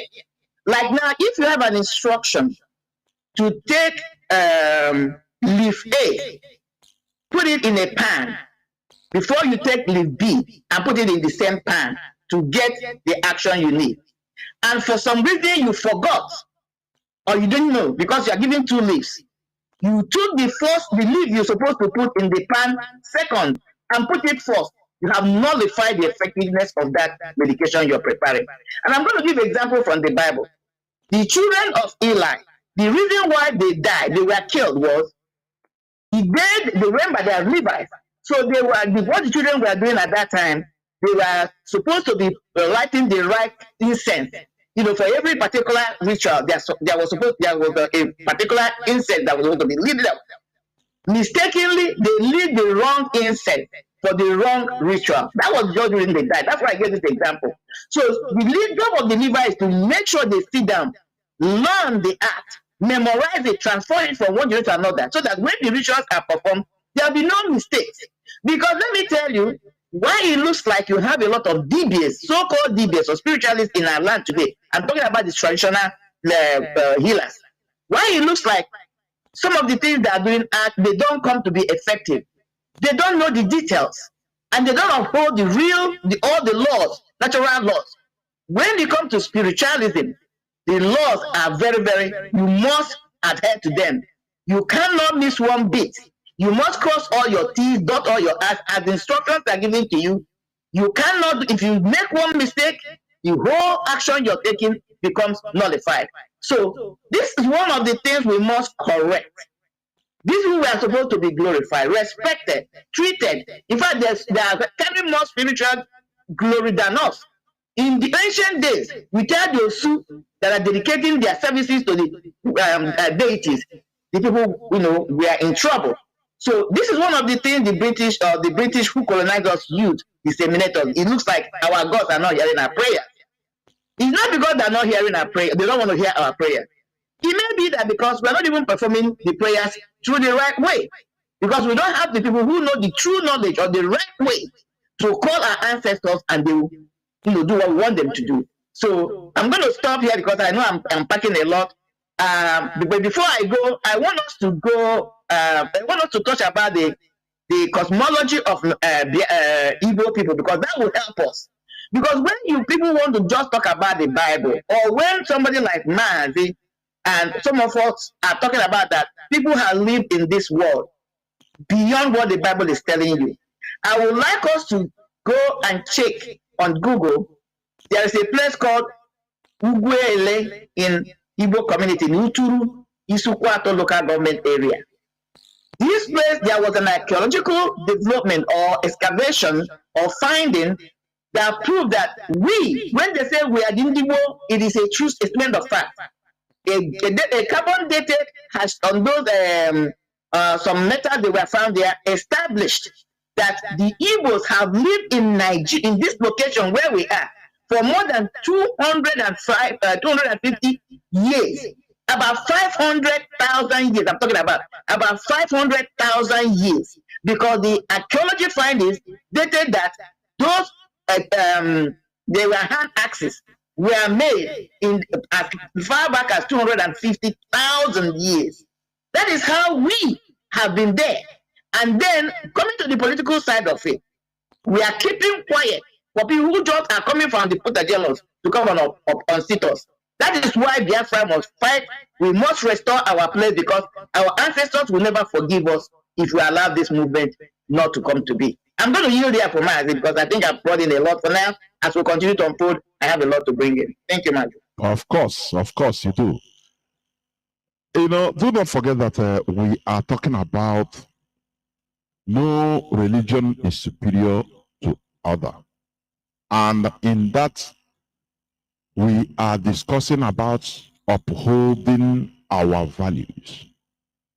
We have a very rich value tradition, but the coming of the Europeans bastardized the many things and confused us. And the problem, the worst part of it is that we are not even making researches in order to find out the reality. We depend on white people to archaeologists, but we have our own archaeologists. We have intellectuals that should initiate things to find out really what happened. Because this programming, they programmed us to continue pursuing shadows, to continue fighting against ourselves. You cannot cut off your shadow from following you. It is impossible. It is an effort in futility. That is what they did to us. And they tell us different stories. Oh, this is a bad, this is a so this one is a dedicated. I ask this question, I say, but if people really are dedicated to our deities, is it not an honor? Because they must be performing some rites. There must be some works. Whereas we applaud the Levites. Oh, there's only Levite. Oh, they didn't charge. Even the monks. Don't you see how the monks are revered? Even Christian monks that dedicate, they call themselves, they are dedicated to the service of God. Even the Buddhist monks, they are revered. They don't have any. They are dedicated. They are the people. When it comes to your tradition, your spiritual purity, they are the people to direct you, to lead and direct you. Is it not a thing of honor? But in our own case, they made us, start push us into demonizing the people. They say they dedicated to our deity. Now, oh, they are inferior. How do you think so? Commonsensically, how do you think so? Whereas when you have a problem, it is that deity you go. That's why I said aside, Mazi. Yes. It's just like what they wanted to do with DOS. They're coming to tell us to dishonor DOS, trying to let us to forget DOS, disband DOS. That's exactly what they did to the caste system. Not our people did not realize that was the pillar that held our spiritualism as far as our people and culture were concerned. So once they were able to dissuade people, convince them that instead of honoring these people, giving them respect, yes, you could tweak things. Let it evolve as every other people were evolving. Just like we mentioned the British monarch. Every monarch, if you go to Arab, the same thing. You go to anywhere, even within Nigeria where we are, the Obas have the priests who oversee the god or goddess of Ifa. Yes. They have them. These are dedicated priests in the temple. That's all they do. You go to Benin Kingdom, the same thing. Even the Hausas. We are the only tribe, even in that contraction, we are the only tribe that completely wiped our own system. And then every day we are calling Chukwu Kikabam. You are calling Chukwu Kikabam. You are not doing the rituals. We don't even know what to do. Most of us don't even know how to even pray with the Oji. All of a sudden now, Oji hears English. All of a sudden now, they are baptizing Oji. People don't even know how to use Odo. They don't know how to use and when to use Unzu. They don't even know when to use Osoji. They don't even know when and how to combine it. How many people know the uses, the benefit or the usages of ogrishi, plantain leaves? We don't know. Even when you know, do you know the ceremony, the rituals, the details? Because it's not having the leaves. One is to have the leaf. One is to know exactly how to apply the leaves for them to be effective. You can have the leaf, somebody else who knows how to use it. So these were the people that were doing the job. So I believe the colonial masters, they knew. That was why they turned it upside down. And then once our people began to see them as unclean, unworthy, they were now angered and upset. That's divide and rule. So what did the same white people do? They began to bring them into church and telling them, you are accepted in the church. In Christianity, there is no division. But where the Christianity came in, even the Pope is set aside. In that, Vatican City is in Italy, but it's a state of its own. Does everything by itself. They're supposed to be the outcasts, the caste people, the people set aside to make sure to do the work of the spiritual part of the Italian government, Roman government or Italian government. Yes. It's the same set aside. It's the same spiritual work. But when they came to our own, they twisted it, turned it upside down, and we bought it hook, line, and sinker. The only race is Igbo race. Check it everywhere because I tried to do some research last night. It's only the Igbo race that allowed their own to be messed up. Put a wedge between us. Now, these our Osu brothers and sisters, whom we should have referenced, thank them for their services, promoted them. Yes, if we need to modernize it, we modernize them, but we must keep it. What did we do? We begin to see them as something rural, something that is no good, and who would like to be bullied. So now we walk them into the hands of the colonial masters through Christian religion, and they turned everything against. Meanwhile, in the church, what do you call the reverend fathers? What do you call the reverend sisters? They are outcasts too, because they are doing the same job. They are set aside. They are not supposed to be married. They are dedicated to who? Jesus Christ, according to them. The same way our brothers and sisters who were of Osu caste were dedicated to the deities, our own God. Is it not the same thing? What's the difference? They are not to be married. Even in our own, they can be married. But in this place, they say they cannot be married. You see a reverend father, he has a ring in his hand. You see a reverend sister, she has a ring in her hand. They are telling you, I'm married to the deity. God. God is a deity. Jesus is a deity. Okay? According to their Bible, I'm not putting all this. I'm not just saying them. So why is it that when it comes to our own, it is wrong? But when they apply the same thing, it is okay. We must rise up and start thinking. The reverend fathers and the reverend brothers, just like the Pope is, you can consider him as the head of the arrowship, the one that communicates with God. But this is what are they called? Even when you go there, I don't want to go too deep. When you go there, what do you call? You have people in the Catholic Church that call man servants. They are servants. But those people who are reverend fathers and reverend sisters, what are they called? Let the Catholic think about it. They are squarely and strictly dedicated to God. That God they worship, and that's why they have that ring, because it's people that they were married. Why should our own be demonized? So what somebody like me is trying to bring out that this is something we must go back and look and see how we can begin to reestablish. That's why I said I give every kudos to Mazi. I don't know how he got the inspiration, but that will tell you that we're on the right trajectory. Chukwu Abiyama is about to restore and make himself strong in our lives. So the issue is this, the rhetorical question is this. If really this Osu is a bad thing for us as portrayed, or as we are made to believe, do you think that Britain would have allowed the then Igbo legislators in the Eastern House of Assembly, Enugu, in 1956 to abrogate it? Do you think so? The law to officially. Britain that wants us killed, they want us eliminated by all means. Sometime I said, look, if we Igbos can be intimidated, convinced into, into relegating ourselves, denying our identities, what else do you think that cannot happen to us? I say, let me say it again. If we Igbos, our people, Igbos, some of us can be convinced in any way, pushed into denying who they are, then what else do you think? There is nothing impossible that cannot be done to us. I'm telling you honestly. And that is why we need to think deep. All these things, they push us to demonize. Oh, they are inferior. Oh, she is inferior. No, there is something there. There is something there they are not telling us. It is for us to find out, to make researches and find out. After all, we will find out that after all, it's not what they've told us. It is not the reality. What they told us is not the reality. The real fact. That also they are this. How can people that are serving a deity become inferior? Reverend fathers, we go to monasteries. They are people that dedicated their life. Catholic monasteries. You go to Buddhist monasteries. You see them. They are respected anywhere. They are respected by their people.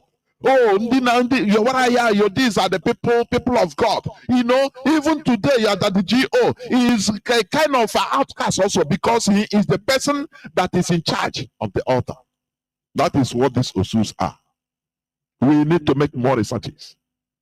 If really this Osu is a bad thing, the British... It's not, for the little like it is not. What we're describing here is because last night I have not really slept. I did a little bit of digging. It's not really. What I'm just telling you is what I dug out. We challenge, we probe our mindset, our people to make more researches. When they got into us and they group thinking, begin to turn everything against itself, and the people bought into it. But let me put this out there, because I know how some people can think. I, Marien Haider, I am from Umunoha. Umunoha is a very small town. We have 5 villages. I am what you call Diala Okechi Ebisederiwe. I am pure Diala. What am I trying to say? I don't want people to get it twisted that why I'm advocating for this, maybe I'm also Osu. But I must stand on the truth. Part of the quality that rules me as an individual is I believe in fairness, justice, and equity. I believe I'm a very curious human being. I try to think. That's why most of the time I'm by myself. I'm a loner by nature. Because that's the time I do a lot of thinking and I receive a lot of things. That's by the way. So I'm not an Osu. But this is something we must go back, because we have been robbed by, from different angles. Once you lose your spiritual identity or power, you are done as a group, as a person. You are gone. Yes, that's what they have done. That's what you don't see how we are gallivanting. How I not exactly. You don't you see that? We are here falling on the and you want an Igbo person to talk about who is your spiritual ancestor. He's talking about Abraham. He's talking about this, that. They don't know you. You don't have any inclination with them. Because that sand, that ground you're standing on, contains the spirit, both the spiritual and the biological and the physiological remnants of your ancestors. That is why Allah is very powerful. Because when you bury somebody, they turn into sand. So, and the spirits are still there. So that is why Allah is very powerful. You're standing on the ground where the remnant, the DNA, whatever you call it, the spiritual DNA of your ancestors are. And you're calling another person's ancestor, praying for them. That's an abomination. Very strong one, very big one.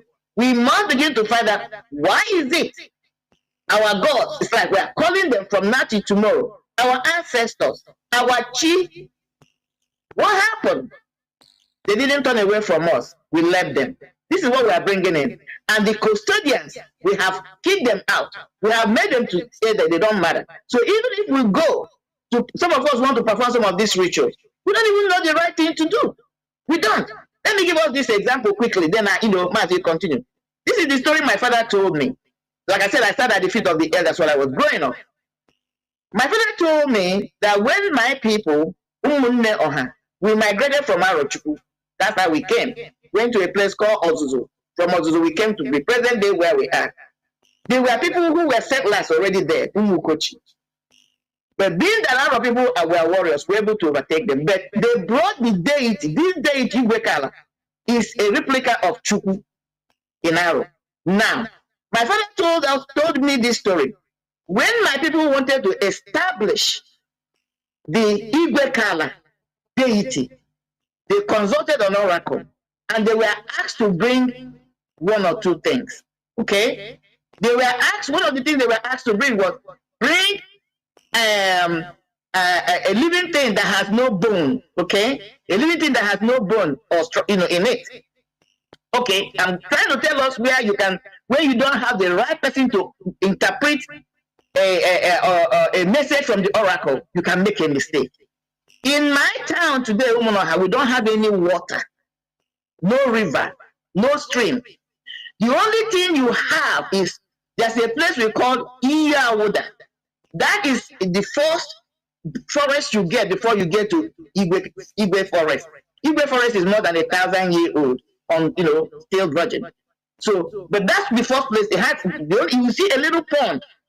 Yeah, they say that is the pond that Igwekala uses to wash the hand. But let me move on quickly with this story. Now, my father told us. My father said he witnessed this thing himself.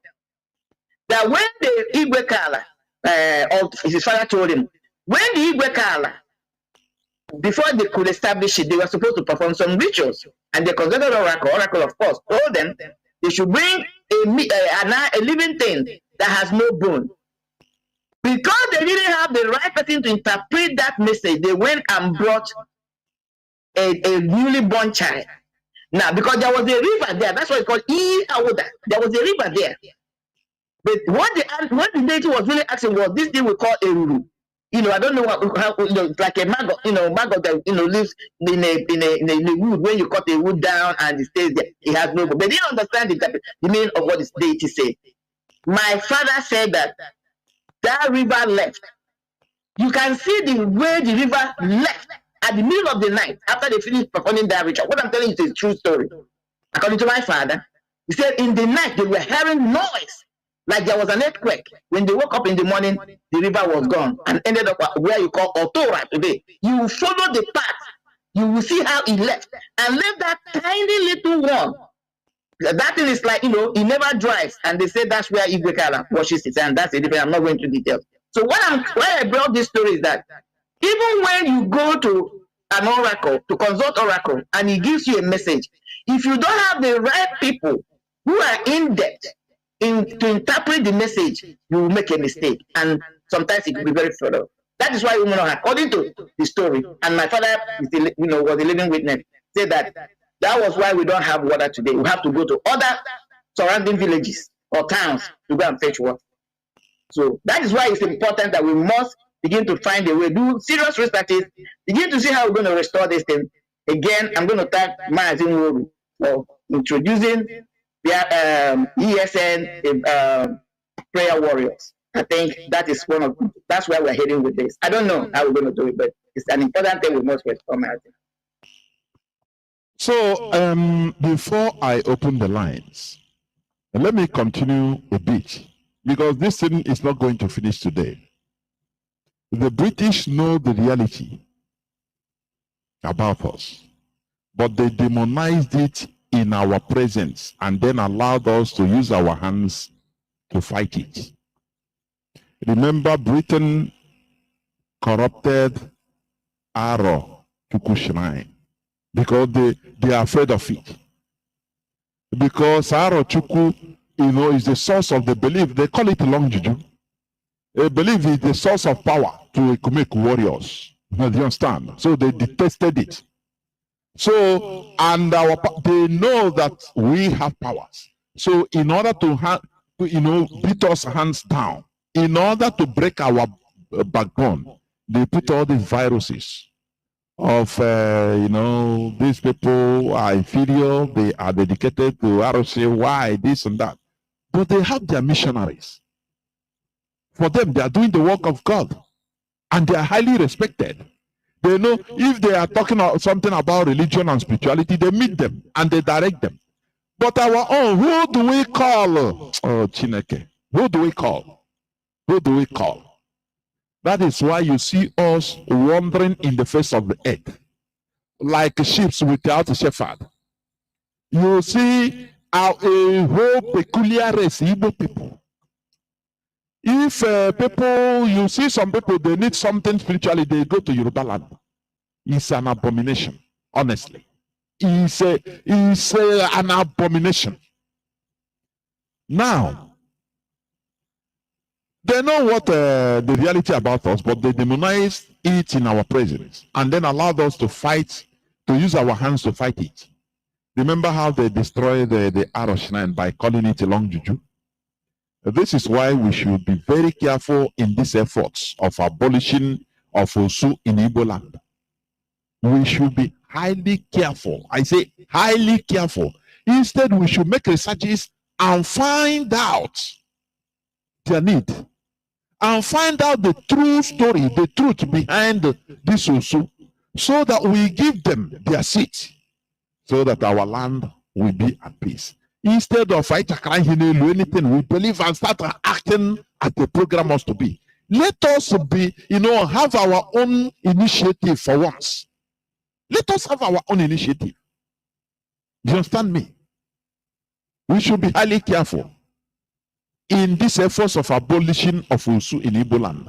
Instead, more profound researches should be made to understand the real meaning of this Osu. This is because one can never cut off one's shadow from following him.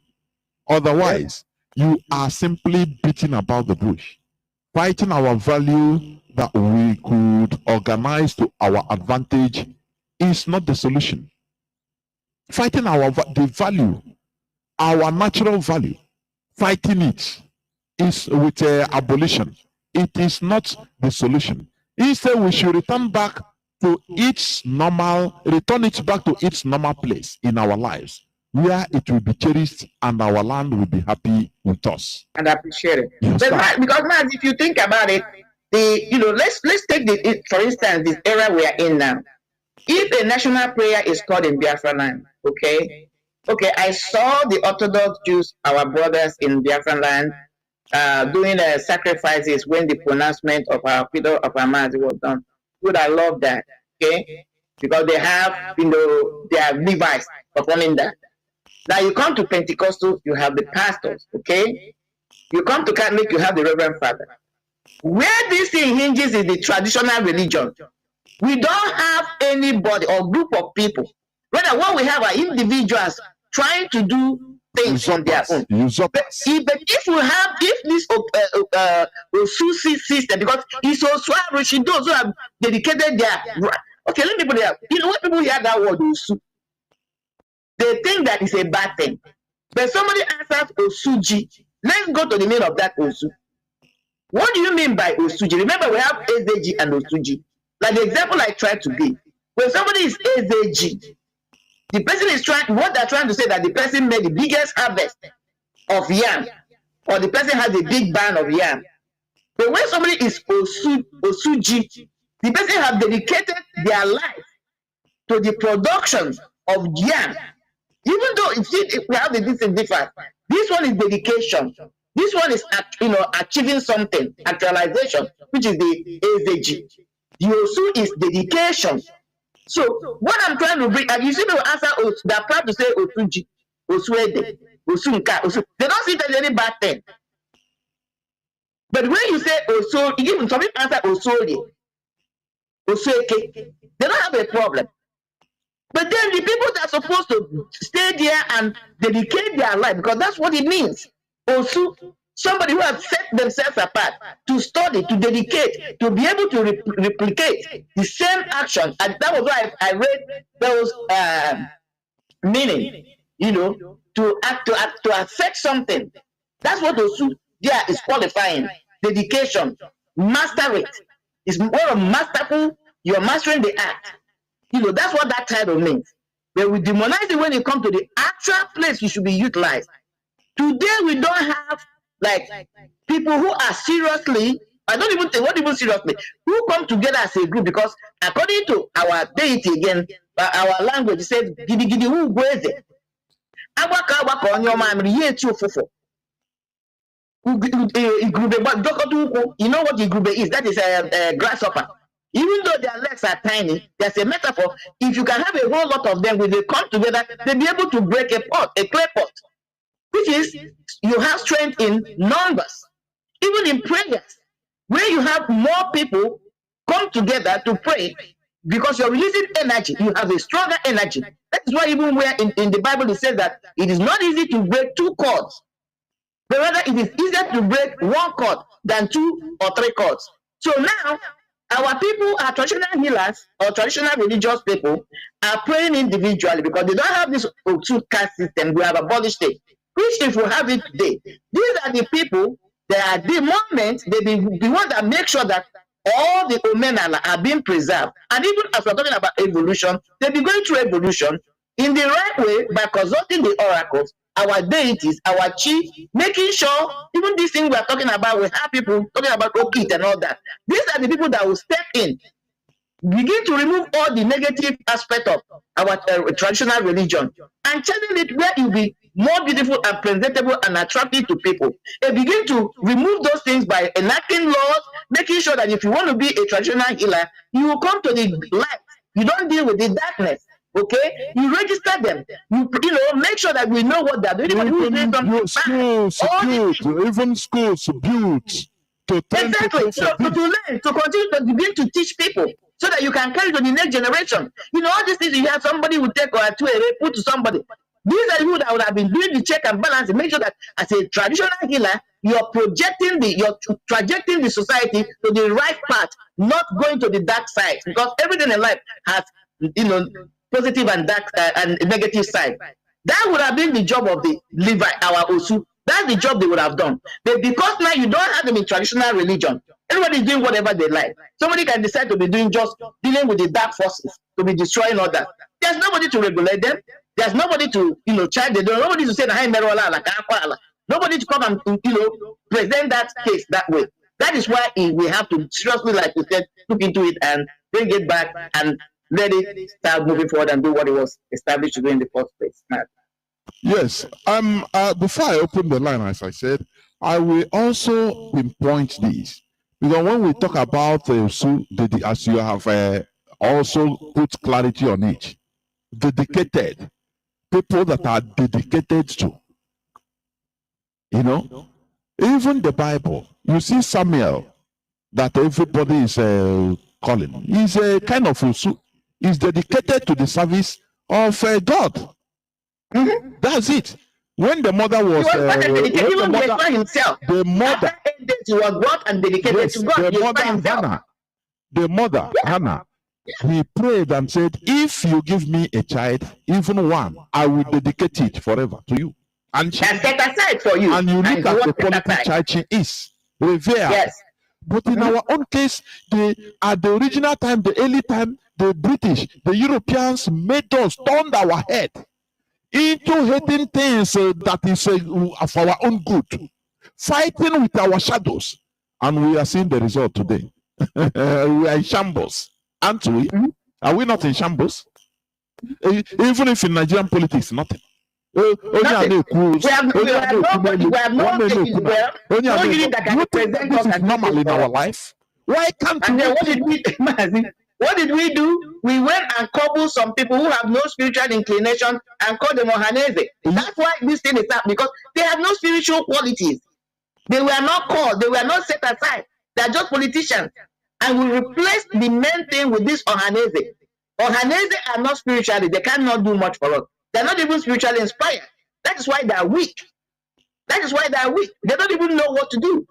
You know, they can't even do anything for us. So that's the deception. The same way they took our Ndens and Ndozo, replaced them with warrant chiefs. That's the same thing they did with our caste system. And why, if Osu is something bad, why do we have a son named Osu? That's the answer. You know, that's what I'm trying to say. That was why I brought it up. We don't reason, I'm telling you honestly. That was why I brought it up. Osigwe, Osuala, Osu, and we're happy to answer. Osu is very common in our life. But we don't think. Yes. It is such a bad, because what is saying that you are somebody who is dedicated to the knowing or the services of that. That's the title. Osu is dedication, set aside, dedicated. That's really the true meaning. Of course, I think I will go into a few minutes break so that when we come back, our lines will be open. I know that people are eager to call. This one is an itchy one. Let's see how they're going to react. Yes, of course. You know,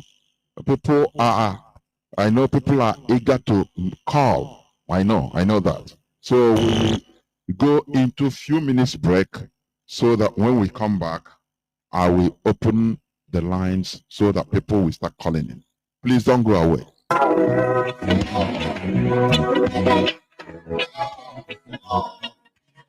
We, the indigenous people of Biafra, ably led by Saint Mazi Nnamdi Kanu, humbly call on traditional rulers, aka Ndeze, town union, churches, villages, kindreds, Ndiamala, and all paternal and maternal homes to beg, hear our voice and hear our cry in this request to please do the next for now before it is too late. We ask all the people involved to beg, try and bury all the corpses we scatter all over Biafra land. For this one, they should say if they bring us spiritual and physical problem, and now they suffer, we know. When you know the root cause of the sickness, the treatment now don't be easy. I beg my people. Now we don't sabi the cause of the sickness. I feel we don't come up with the solution. The research way do show say some the body don't dey up to 1 year, 3 years, 5.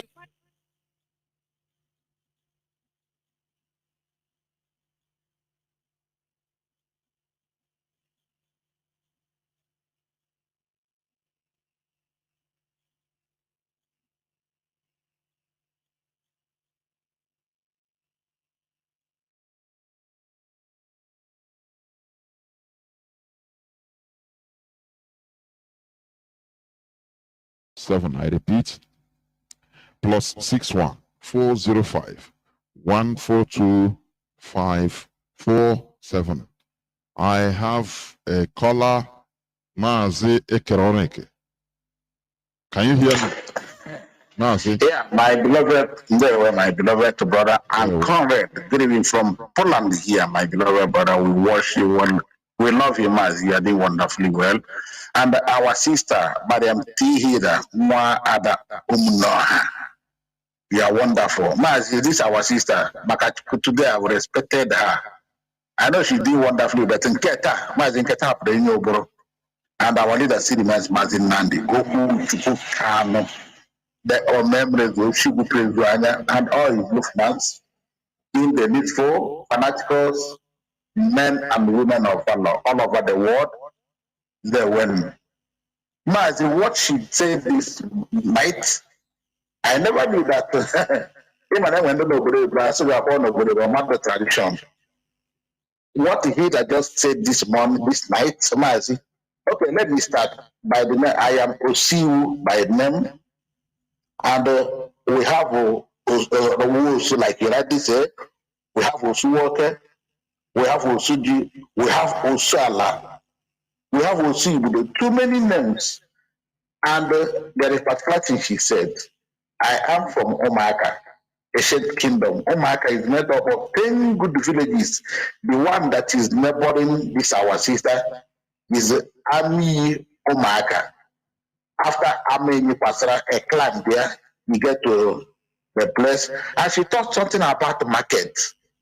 Within this axis, we have Afomaka, we have a Kokodo, we have Odiamligwe, and we have the other one from Mbano side, Odiamanak, somewhere that there. And we have Nkodo. My sister is too much. Before God and man, this Omaka we are talking about, we are the first village, we are the first guy, we are the custodian of Eshakwa for Njaba in our place, the whole of Omaka. And coming to the only festival we have in Omaka, we are doing celebrated Owu Festival. Is in my compound. If our gong, this why after our boo or I want. And Obana, Equa Ngayakris, reason one pump, Equayakris or Bona, see. And the Akadu of Omaka will be a war, Duroria, her family. The same of my client. So when she talked a lot of things. Are you talking about those? Mazi, the first lawyer we had in Omaka, Barrister Ezala, it was the one of Omaka. He is from this ocean of a place, but thank God today, when he comes to Omaka, you not know who is who, and they are one of the richest in that town. They are close to the market, of course. And these people, if you go to Omaka, they are more united. You will not know. As I'm talking now, there are people who are working their companies, both when they who can be a witness. The people that do presentation here equally. Mazi, what our sister opened her eye today, honestly speaking, I am very, very happy. These people are blessed. They are really a blessing. Even my time, they are a blessing to us. We do things in common. They are very, very human, very, very gentle, educated. They are lacking nothing. And when it comes to unity, they are number one. Ask anybody from Omaka. Obi one village. They will tell you that now, our sister, honestly speaking, this is as good as going back to our roots. Even as news of another one road closes, another one open. I wonder if you know maybe for now how I go. But on your members African Cafe, I am happy. We're happy to follow this program. Marien Haider, continue to educate your beloved brother. Because someone handle my Canadian. And what she said, when you get to Hana from Ami Umaka, you get to Hagia, the next one that told the Ami there. And you not know, I'm not going to divide and rule, but that play they call it Mbitolo Torodo. After of course, my mother is from Orodo, Monya Orodo. My mother is from Monya Orodo. I did you know quite an old one, did it? I did you quite every day. What is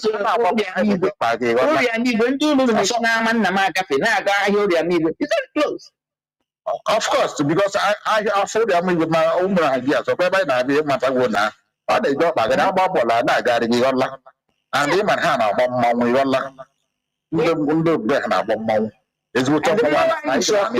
don't want to tell that own story. Even if it begins with we must get back. We must get so these people divide their dots. But did you know that Omaka borders by this one is Afra, the other one is Asia Mobiato and Ukwaji. From Ukwaji, enter your Torah. From there, you enter our member. All these things, Mazi, that I thank God. We need to thank God for our neighbor. honestly. We are working up. And we're already back, Mazi. Forget all these nonsenses. I thank God. I don't know the secret. We appreciate you. And my Jonathan, we are getting there. When I remain correct. Thank you. But, yeah, Mazi, because before I drop, our people from Oka South, Oka North, Njikoka, and Anioma, in Amambra, where you call Anambra. Most of you are calling for your radios, but your radio is on. Probably are mistaking the frequency. This is the only frequency in Biafra land. The whole of our radio that is on 103.1, not 102.1. 103.1, and the radio is on since inception on our 24 hours. So we continue to listen. There were. Thank God you are finished because somebody is stopping the line. Caller on signal. Thank you for holding on. Caller on signal. Can you hear me? Caller on signal. Welcome to the program. Mazi Panichuku.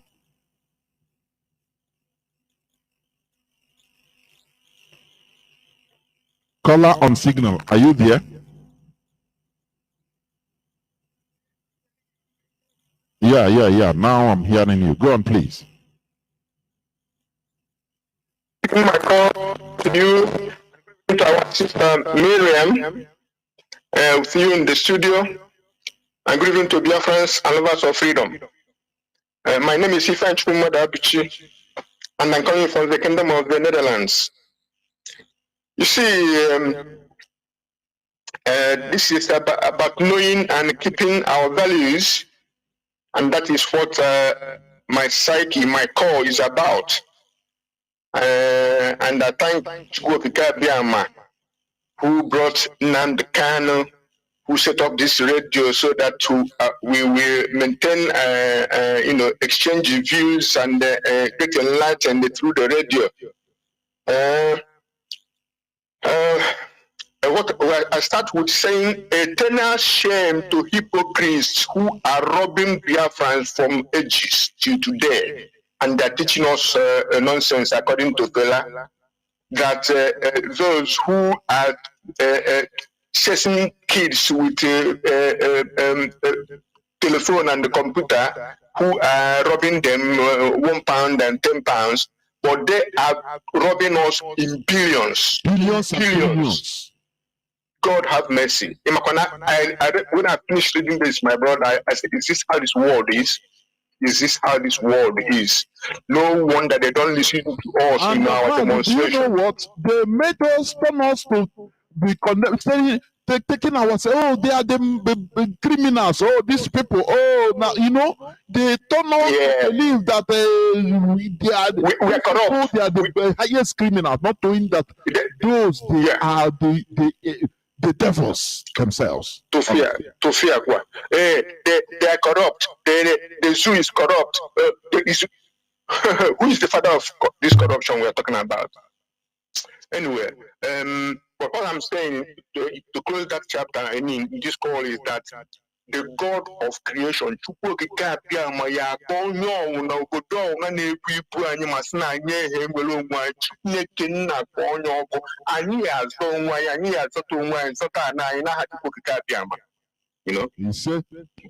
Yeah.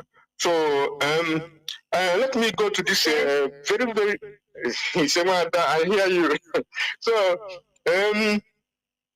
let's go to this very important topic. About this Suka system. What we must separate is, for instance, calling people Osu in order to demonize them, to disadvantage them, and then or take over their Jews.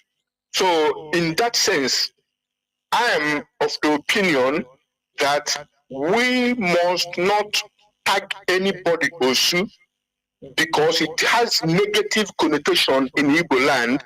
But I will come to the Osu and Osuji. But what I'm saying here is that when our leader was also on the radio, he said that in Biafra, when Biafra is restored, anybody who calls a fellow citizen patriot Osu will go to 25 years jail, and if he cannot take him, his citizenship will be reviewed or denied. But why am I saying this? Chief priests, as the more are not Osu, and we must not mistake or join the two together.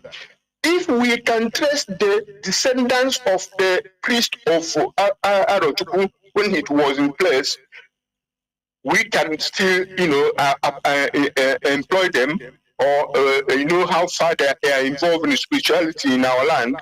But as more where I come from now, even today, there are people who are Ezemo who tend to different deities, and these people are called, are made with integrity. They are pure in their lives and in saying the truth, and they doing the work of the day of the deity they are doing, and that's they are called Ezemo. And there are some things they don't eat, and if they come to your place, they don't need to eat, because there's a way you have to give them food. They are still there today. So we must not mistake the two.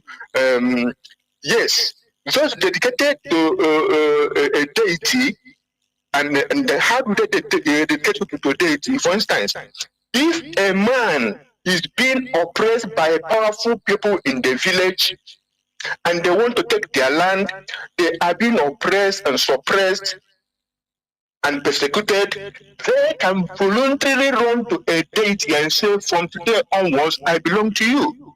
And in our tradition, it is a wrong tradition, I must confess, in Igbo land, that from then, people will start eschewing the person and saying, oh, he belongs to that deity. And the worst part of that tradition is that his or her offspring are also deemed to be Osu because their father or ancestor ran to the deity. So that is what we are trying to stop, from limiting people's potentiality and freedom in our society, because their ancestors were called Osu either by running to the deity by themselves, or that somebody who seeks a favor from the deity brought somebody to dedicate to the deity, in order to get the favor.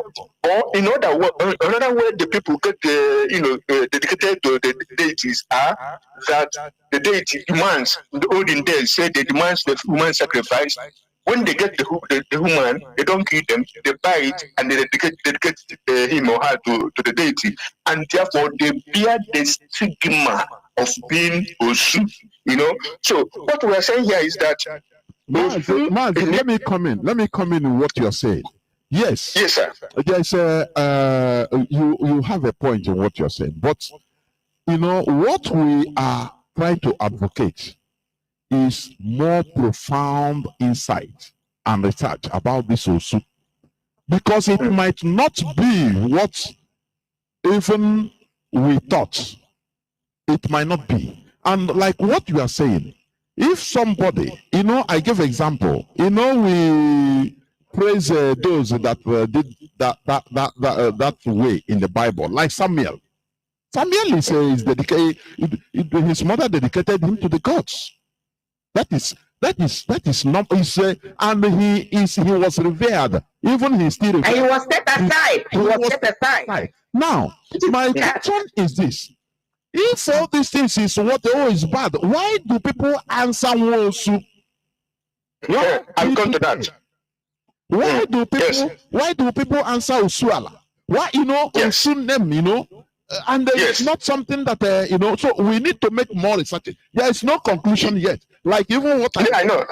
At the last, the writer, the person said that look, we should make more research, because nobody, all these things you are talking is just a theory. Because, and when you look at the way they scattered us right from the time of colonization, because they saw that We are people that are highly spiritual. We are attached to spirituality in our land. So for the British people, for the Europeans to conquer us completely, what they need to do is to demonize that thing we are attached to sever our umbilical cord. That is where all these things started. Even something good, they turn it into bad. Our shrine, they turn it into evil. Even saying he say, have you forgotten? I don't know. Earlier on, when our leader was saying, he said, some people used to say, no, he says it's evil. Yeah. Until it's now that all these things are down on all that. Look, we are wrong. So that is what we are advocating. It's not conclusive. Yes. You understand? Yes, I know. Okay. Yeah. So what I'm saying here is that what we have to revive and make them know who are you as a more intended to a deity, and what is your qualification? Are you making it for money? Are you making it for a call? So that we don't, have the same kind of pastors we have that everywhere. And now coming to what is called outcasts. Outcasts in Igbo land are not people who are set aside to serve deity. Outcasts in Igbo land are those who are being punished or who are punished for either grievous crimes or sacrilegious deeds like Nsala. Those are outcasts. And it is a very big stigma that is even justified according to the gravity of the sacrilege or crime. And so I have said that Oshun in itself. Mazi, let me also come. I will come in when you finish. Yes. I totally disagree. Mazi, you're slow down, you will talk. This art, as you say, in our own tradition. Remember, according to our olden days tradition, when somebody does something, it depends on the severity of the crime. Sometimes, even alakoboya, do you know that? The person will, yes. One thing or the other is come to the person. If it is something repairable, now he can be ostracized or sent into exile. From there, there are things you have to do in order for restitution, in order to restitute himself back to the land. It's not something that is permanent. You become outcast and forever. People, you burn your children there. No. It is now because the Europeans, they observe this. That is why we don't have thieves in our land. Before Europeans came, they saw that we don't have thieves. We don't even have prisons, but everybody is okay. You understand? Because we work with our spirituality. There are things, the gods of our land, we punish the person if he lies. Remember, I saw in the 80s when I was small, I saw that if people are, dragging for land, this one say, it's my land, and we know it's not his land. They will say, okay, go and go to RSA, go and swear. You understand? And sometimes the person will say, no, you will not go. I succumb. Sometimes if he stubbornly go, they'll give him time, maybe 1 week or four market days or something like that.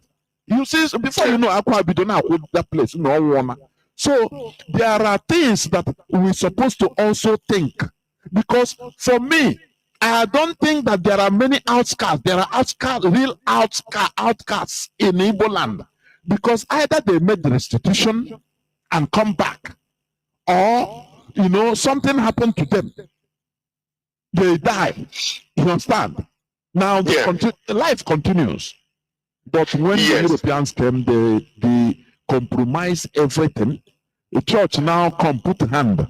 Those people that run away that are criminals, they run into church and become catechists, and they tell them, they arm them and say, you are the born again, you do baptism. Now the custodians of the land, now they demonize them and say these are the evil people. You understand? You see how all this Usobuchi battle in our land. So that is it. Wanda, sorry, Mazi, be online. Wanda say you want to say something. Wanda, go on. Mazi, God bless you with all due respect. I'm going to object a little bit with your argument in one or two places. Now, let us recall that when there used to be a statement that as poor as a church rat, that time it was not a glamorous thing. It was not a prestigious thing for somebody to be a priest or a catechist. They were looked down on. Okay? But today, there came a time when it became a glamorous thing, a respectful thing, an honorable thing to be a minister. Call it wealthy, something. And now where we are going, because I'm trying to tell us the story of Osu.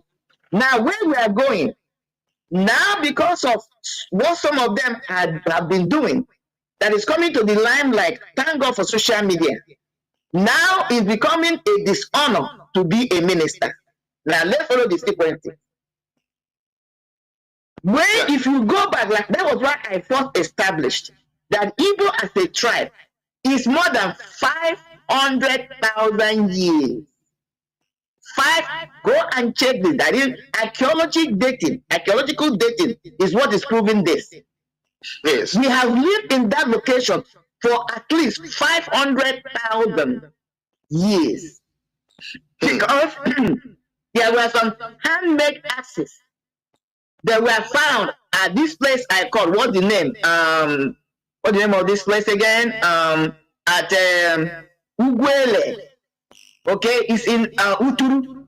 They dated it, they carbon dated it, and it's telling them those axes, our ancestors made them. Onyike, 250,000 years. 250,000 years is the aging of that. So because when we're talking about this caste system, also, you and I or some of us might be looking at the past 100 years, 200 years. We must find out when it was instituted 300,000 years ago, what were their activities? What was the reason they came into play? That's the argument I'm making. They were not put into place just to marginalize them. They were the custodians and people who were proudly dedicated themselves to the services of the deities and gods. They were the overseers. They were respected. They were honored. It was a pride thing. This is the research we must make, whether what I'm saying is right or wrong. Yeah, Things began to go on, just like you and I agree.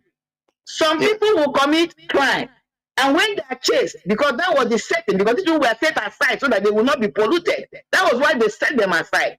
They were set aside so that they will not mix, just like the royal family. It's only recent now, because of the genetical malfunction. That is why the royal family are beginning to marry commoners. They were not mixing with commoners. They were pure breed, set aside to oversee the monarchy of Britain. Okay, that was the same thing with this caste system. To make sure, remember, in our own culture, we didn't have anything. We didn't have anything like that, but we had a spiritual setting. It was their job. Now, some people now, when they commit crime, because they know that one of the rules and regulation was, if you ever run into their place, into the Osu place, and sit down, you have become an Osu. So if I commit a crime now and they're chasing me, an easier way for me to escape was to run into and become an Osu. But I was not dedicated to the gods. It was not my bloodline. But because of proximity or by distant refuge, I have become an Osu. Some of them now began to corrupt the system. Okay? Maybe is that where they begin to give them bad names? This is the things we must find out. But the major argument is this. When the white man came in with their religion, they saw what was on the ground. There was no way they could have been able to easily defeat our own traditional religion if you did not first attack the institution. And the main institution upholding that religion was these people who dedicated their life in making sure that the system upholds, just like the fight you and I put on with the DOS.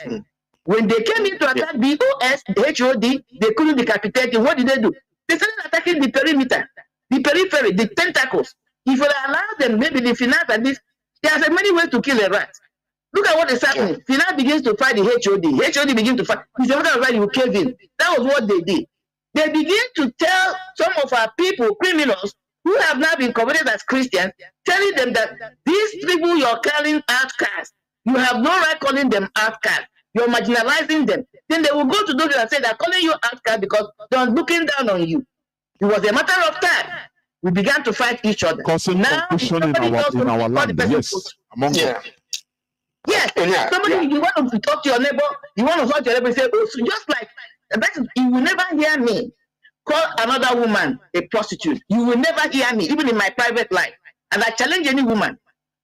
It's the same thing. You will see a woman fighting with another woman, or even a man fighting with another a woman. Talk about substances. Or the radio ashawo. It makes no sense. That's not so for me, somebody like me. Let's talk about what has the person done. So I believe at a time, if you want to hurt somebody, because now they begin to cast these people as now, because Aroshi now was a bad thing. That was the first thing they did. Yes. Our worship, our way of life, our spiritual way of life was that. They first demonized our Aroshi. That's it. Yes. So what? And then once you begin to attack the Aroshi, what do you think will happen to those who were the keepers of the Aroshi? You're already telling them what they're doing was wrong. So now, if I want to hold and say, look at you, Osu, now worship Aroshi. So now they become this enmity. Now people now begin to, instead of praising them and appreciating them for what they have done or they were doing, begin to castigate them. And then because they were in the minorities, the same religious people that came and put the divide were the ones that begin to take them in, that they try to save them or give them protection. We must keep our eyes. This is the divide and rule I'm talking about. Initially, Otuka system was not meant to punish anybody. In fact, it was honorable. As I speak to you, like I call by I am from Umunoha. If I'm not the one talking to you, these people that are the Osu of Igwe Kala, we don't call them Osu. But somebody like me who said at the feet of elders know that they were the ones dedicated to the Igwe. You can never go to Igwe Kala without first going to them, because there are rituals they must perform. Let me tell you how they are seen. They are glorified. Because without them, you cannot have access to Igwe Kala. They are the participants and they are the keepers of Igwe Kala. They know the ritual. They know how to perform it. No other of those 5 villages in Omunoha can go to Igwe Kala without first going and paying homage. Even before they were not working, because you bring homage to them, all the ritual things, that's how they were surviving. That is, go and check my town today. Even our own that were at the other Osu, which they were calling Osu, who live very close at Oriamigwe. Their job was to make sure that nobody interferes with that bush. Oriama, that is Oriama, that is Oriamigwe, that is the name of the market. That is only Igwe, that is the front of Igwe. The market was there. These Osu live there to make sure that no intruder, that everything that's different from the one who was there. So what I'm trying to tell you that it was over time, just like now, the Christian priests are getting into an era where that now priesthood is not seen as a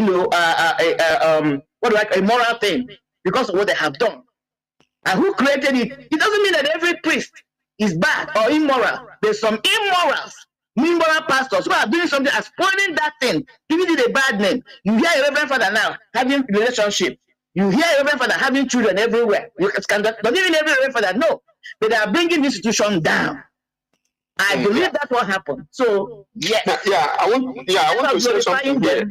We begin to abuse them and bully them, and then they get angry, and that divide and rule because we don't have even the Eze more you invoke, my brother. In those days, you cannot just come out and be Eze more. You must be a member of that set aside, a Levite. For you, from there, you can pick the Eze more. Because Eze more cannot do everything for himself, to the whole society. The Eze more will give directions on how, even when you go to a local DBA, that he works with.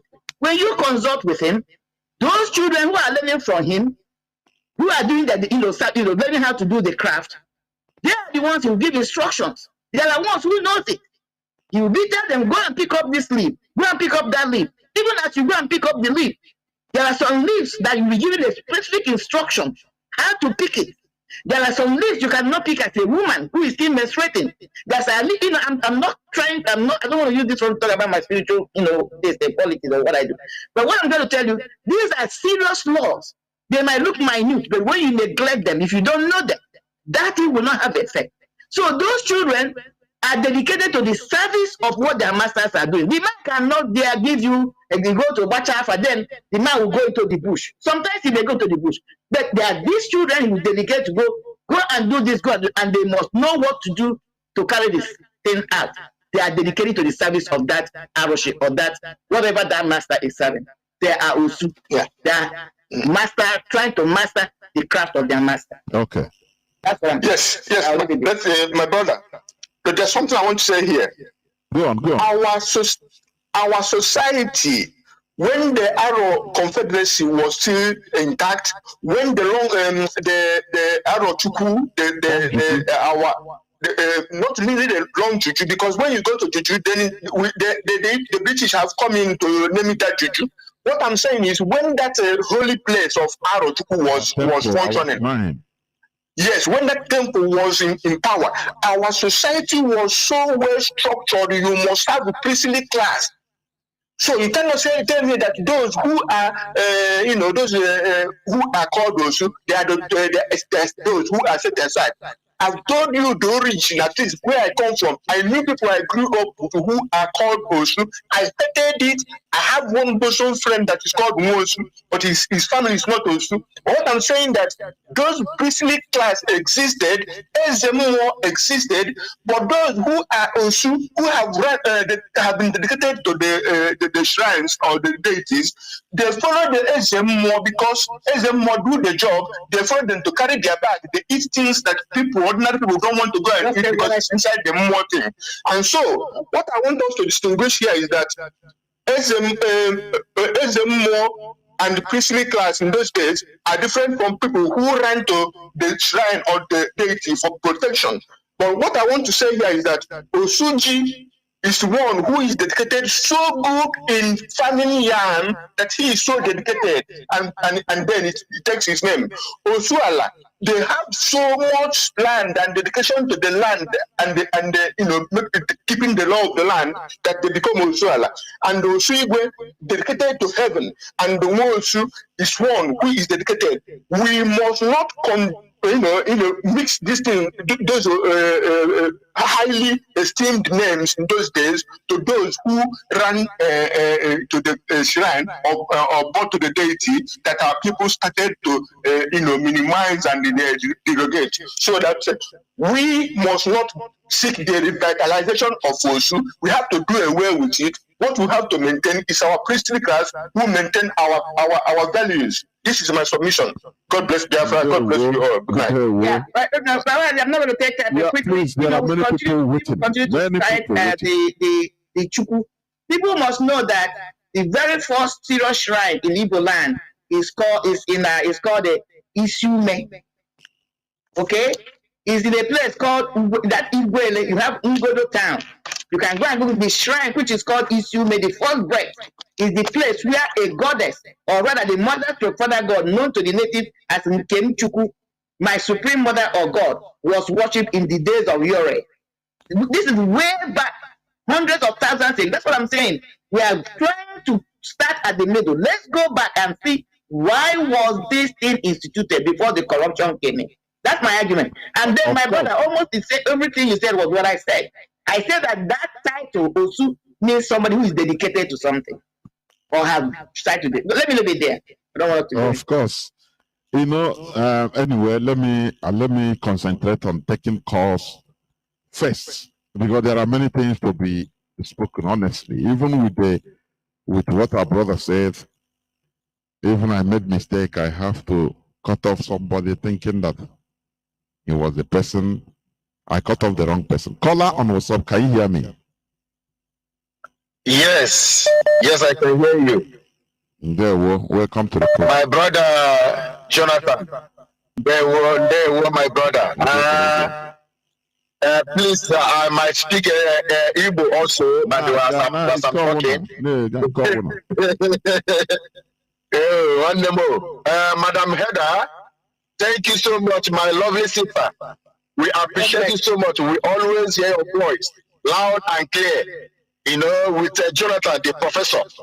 And what God has put in your brain is overwhelming.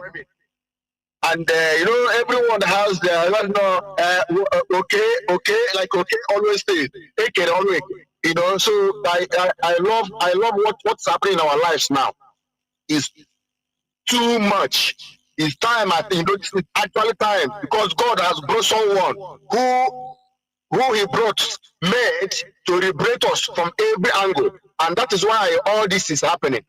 So when you are trying to liberate, to come out from the evil one holding you down, everything will be happening. The evil one will be fighting also for you not to go, and that is why all those things are happening. The Western world are fighting also. And Nigerian people are fighting. Nigerian government also is fighting. All the spirits from here in Nigeria that are against us, they're also fighting, remember. Because, right here, look, you guys have been saying, there's something I want to say here. My sister said that Igbo people existed thousands of years, which is true. There was a time our leader said there is Igbo people who were in the land, but they were few. When other people migrated from other parts of the world to meet those ones that are origin in the land of Igbo. So and they joined together. They lived there for thousands of years. Yes.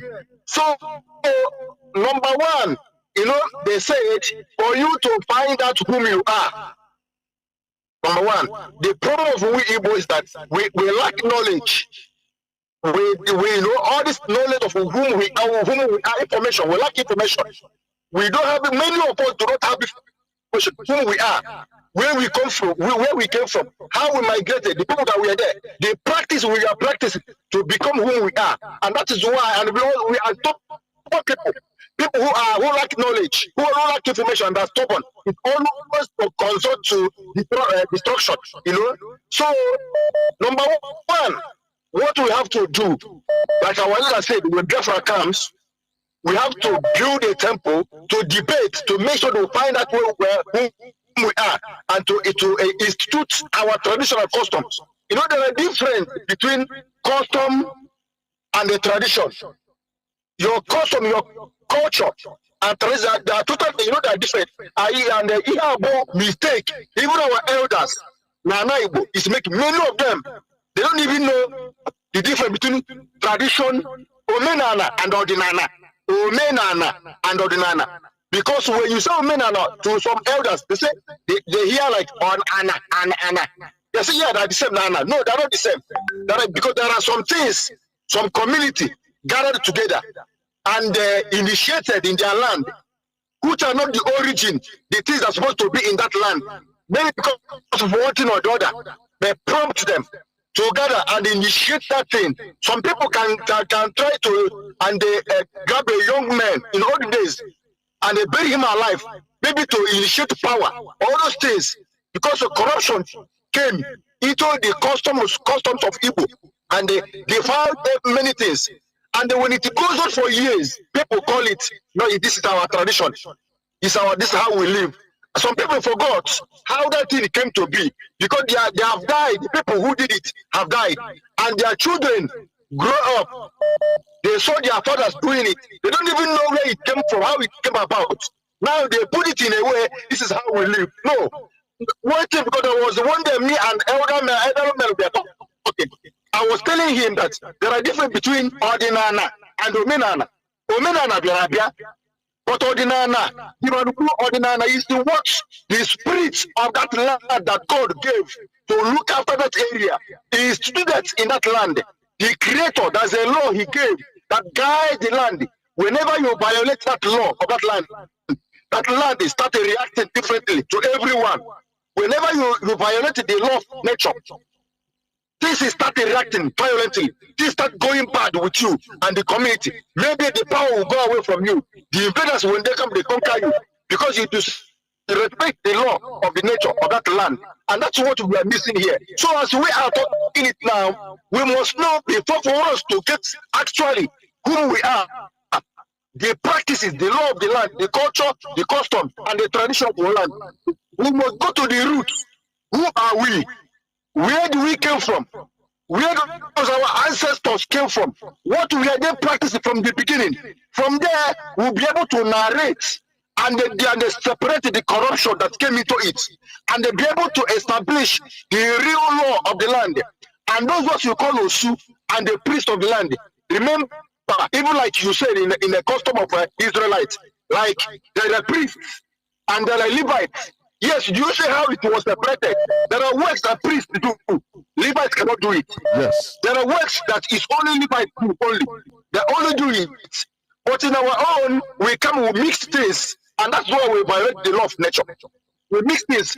How to narrate and separate all those things is what we must dedicate ourselves to clear our mind, critical thinking, and then separate, write the law down.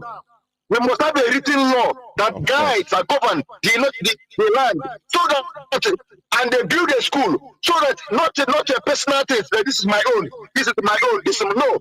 It must be for community. It must be for the nation. So the nation and the law, the government will enforce it. For the nation, build a school. When someone is called to do that duty, you go for the school, and the same law that this person from Onitsha and Enugu and Abakaliki and anywhere in Neverland, they will know the same law. They will not do any different in anywhere they are. It will be the same law, and that's how we are going to organize this, so that this what happened before will not happen to us again. Our enemy will not come and they invade us and take power from us. We become like not like a vegetable. That's why we are suffering. Thank you guys so much. God of Igbo land, God of Biafra, bless you guys, give you guys more power and knowledge. Be blessed, my brother. And you too. Remain blessed too. You know what? For your information, what we are doing here is to revitalize our values, because you cannot, start doing something about something without valuing it. In Israel today, they have Levite schools training Levites because they value it. They know the importance. But we demonize our own. We are made to fight against our own self. Now, how can we even start thinking about writing it down or building schools that teach all these things? That is why we are bringing our brains back, because we are lost. Completely lost in the zoo called Nigeria. That is why we don't have magnitude, no direction. Everywhere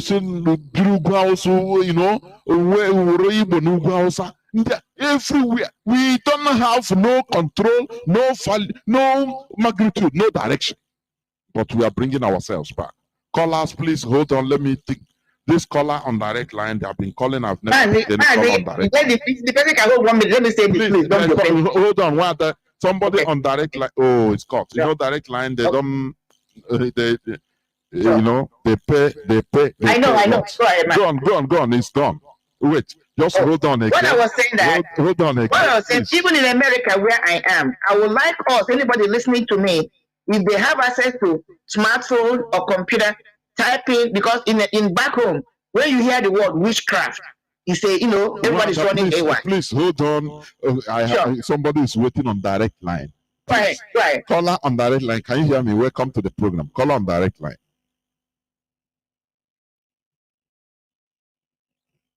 Go on, please.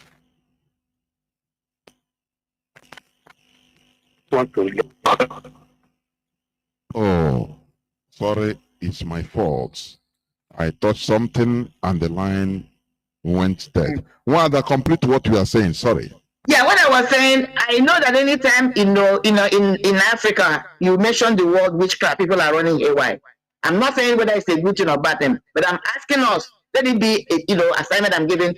Anybody that has a smartphone, anybody that has computer, go and type in School of Witchcraft in America. Mazi, they're everywhere. Everywhere, as I speak to you. School of Witchcraft, register. People go to learn. Can you try it in our land? You say you open School of Witchcraft. Thank you. So I'm trying to talk to our people. The same people, these churches are here, but you have it, that is legal. Why can't we have school where you teach our own tradition? Number two, what I'm about to say now is not a hidden secret. Go and Google it. Ronald Reagan, the president of America, When he was the president, there was a living astrologist that was inside White House. They consulted every day before he could do anything. Google it, you will see it there. At the time, it was called Nancy, that is the wife, the Nancy Reagan's astrologer. Yes, an astrologer lived in White House. It was because it was revealed. Did anybody know? And when it was revealed was when he had that time they tried to kill him. That was why Nancy said, I told him. He was one not to go on that trip, and he left. They had a lived-in astrologer. And these are people that are talking to me. People should go and do respect, man.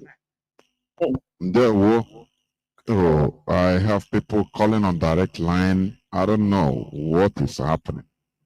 I want to pick callers on direct line, honestly. If people are talking, that's when calls will be flooding in from direct line. Okay. Caller on signal, thank you for holding on. Go on, please. Can you hear me? Good evening, sir. Welcome to the program. Yes, good evening, Biafrans all over the world. My name is Mazi Wisdom. I'm from Hajima, in Imo province, Biafra land. Mazi, I want to ask a question. You know, like our brothers in Israel, they have a special day, a particular day, which is Saturday. According to the book of Exodus, that he said that we should remember the Sabbath day and keep it holy. My own is now, do we have a special day we'll be worshiping, like we'll be practicing our own tradition? Like, and another thing I want to suggest to, like what Nnamdi said, I want to appreciate our mother, Marien Haider. And I want to ask her a question. Please, if it's possible, like he mentioned Nzu, Oji, and Edo, all these things, we need to, the people need to teach us so that we can know how to make use of it, because as we are now, we don't know how to make use of those things. And these things have a spiritual power that they possess, which will benefit us as people of Biafra. So please, if you know the benefit and how to use those things, he can teach it to us so that it will help us. And another thing is that these our governors and our politicians, like what I'm saying, the Northerners, the Fulanis, they are releasing all the terrorists, terrorizing and killing people. But look at our leader, which the AP court have discharged and acquitted. The federal government of Nigeria is taking him to Supreme Court. But me, my spirit convinced me that it's not even Nigeria government that is taking our leader to court. It is Igbo politicians. It is Igbo governor that is taking our leader to Supreme Court. And what they want to do is not even to give judgment, but they would like to, do adjournment from adjournment to adjournment, which we can never take. We want to make it clear to Nigeria government this night, we can never take any adjournment. The court of appeal have given order that our leader Martin should be released, and that court should be respected. Because if we are going there for them to give you a judgment, maybe contrary in what appeal court give, we can never accept any adjournment. They should give a proper judgment, because extraordinary rendition is against international law, which the UN has spoken about and gave order that Nigeria should release our leader, and they still keeping our leader. The people gave order they should release the man. They still going to Supreme Court for them to delay this man maybe to after election. We want to assure them this night, people release about 100 and something terrorists, which they didn't pass through court. Our leader is not a terrorist. We are fighting what belongs to us. Biafra is our identity, and that is who we are. Our leader should be released unconditionally, as our court, has stated. We can never take in adjournment. We can never take it. Mas, thank you. May God bless you. I thank our mother, Nnamdi Haider, for the great teaching. Both of you are giving us this time. May God bless you all. Thank you, sir. There were Mazi. There were. Caller on WhatsApp, can you hear me? Welcome to the program. Oh, hold on, caller on WhatsApp. Hold on. Let me try to pick this caller on direct line. He's gone. What is happening to the direct line? I cannot understand. Or we come and it will go. Are they filtering it? Okay, caller on WhatsApp, please go on. Go on. Yes, Mazi, Jonathan Chinedu.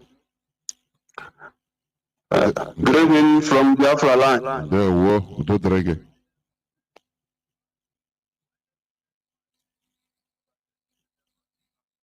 Okunmaku of area, Enugu province.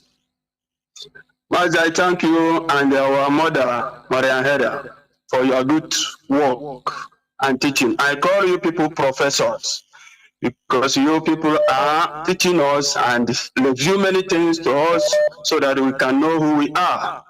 Let me not waste much of our time. Let me appreciate and praise God, because why I normally praising Camp, because I praising him that I always praising him because he can and how we demoralize and give us a true leader, as in Nnamdi, to grow and liberate us and open our eyes, and our leader come out and do the beautiful. May Elohim guide him and protect him. Protect all the Biafrans, especially our leaders, HOD, DOS, Chukwuku Kabiama, everybody in the name of Chukwuku Kabiama. He said, Mazi, let me ask this question, because what we are now is the way people collect our own and give us free. Mazi, can you hear anybody answering like our brother who is now is in what you say? You know, we have 4 market days in Biafra land. Our people answering for Okoko, Okereke, Okafo, Mbaho. But these people, can you hear somebody answer it again in Biafra land? The answer is no. We rejected who we are. Look at what they are giving us. Some people still answering Sunday.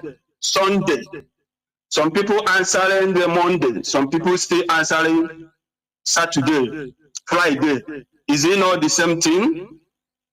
But our people fail to understand that what white men bring us is fake, getting the original one from us.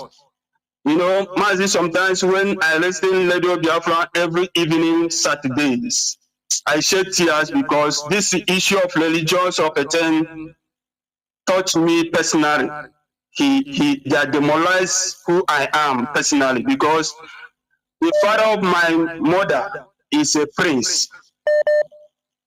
Is a prince of God, and my own father and the father of my own father is a prince of God too. And the same thing followed me. Did you know why? When they wanted to take me out of that area, it's like a fight. And these people fight to the last level to make sure they take me, and I officially followed them. Till today, I'm a man that nobody have ever defeated me in any way. But this time around, look at where I am following religious all over the place, live where I am. Mazi, there is something we have in our land. Some of it we have. There's one thing they are called Njokunogo. You know, when this happens every season, everybody, all the men came from cities. Before you travel out again, you must go there, and all the men must stay one place and eat together before you travel. And we never hear that there is something accident in our land when we are doing all those things. And you get another one in our own land. They call it Mamumaka. This one get the liver that passed through our land. That's what happened. And this one is after them, is make our cocoyam grow very well. So when we are celebrating, the time of celebrating this thing, everybody will cook for cocoyam, and you must bring their own. And when you bring their own, others will be there waiting for you. Everybody will eat these things. And our this thing is always being organized until this religious of a thing. People who think they know best. They are no more than each other. Come and demolish all those things. Mazi, in our land today, nobody loves each other. And another one they are called one deity like that. If you steal somebody something, the person will just come and ask, who do this? If you don't want to come out and confess, I will go and bring this Ajanum to come and to ask who took this thing. And immediately the woman or a man bring that deity, drop there. You see the person who took that, and immediately he will come out and confess. After confessing, they will forgive the person and collect their things. But today, nothing like that is happening. So, Mazi, all those things, I witness it myself. I'm somebody who, when you come to our land to ask something to our deity, you come to me directly and request something. I will tell you what to bring. And when you bring these things, see how I will know that the God is already answered your prayer. When I wanted to do this, after I called them, all the vultures in our land will come down. I'm telling you the fact, we come down. After they eat this thing, finish, I will tell you, go. This thing, your prayer have already answered, and the person will be happy. And when you come, if I try to call and I do everything and I did not see any voice, I will tell you, go back. There is something that holding you. There is something that holding you. Either you sin against somebody, or you teach somebody something. So you go and check yourself. Immediately you call, immediately confess. I will tell you, go back.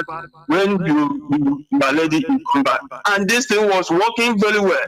But look at us today. These people came here with they are bringing a good life for us, without knowing that what they are bringing to us to kill us. That is why in our land today, look at what is going on.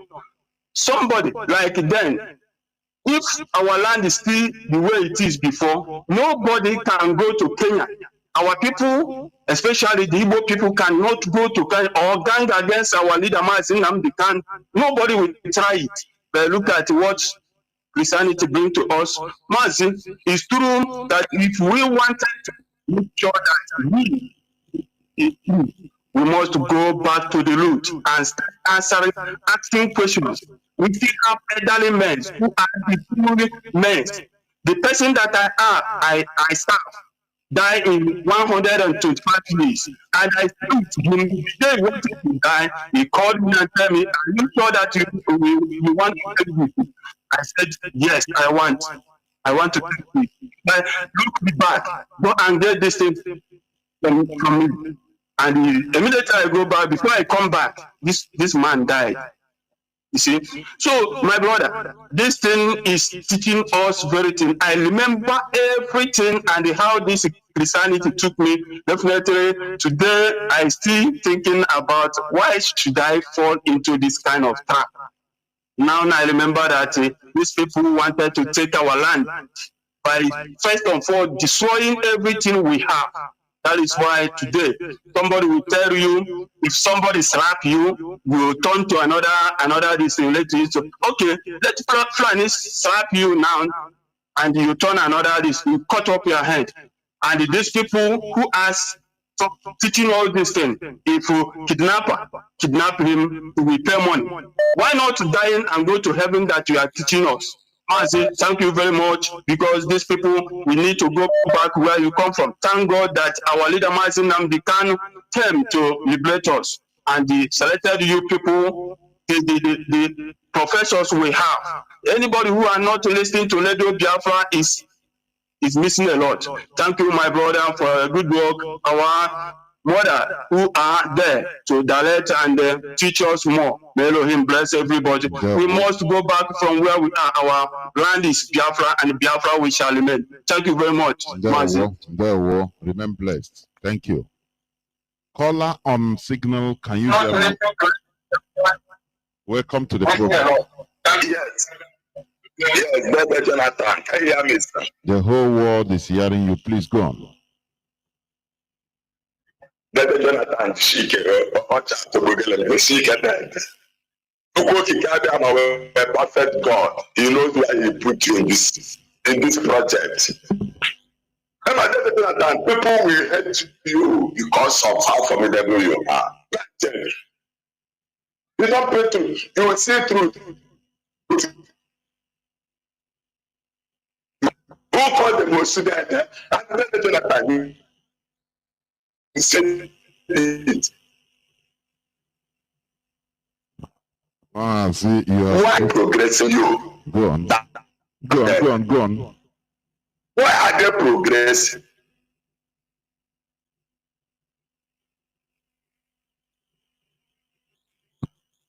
Look at our land.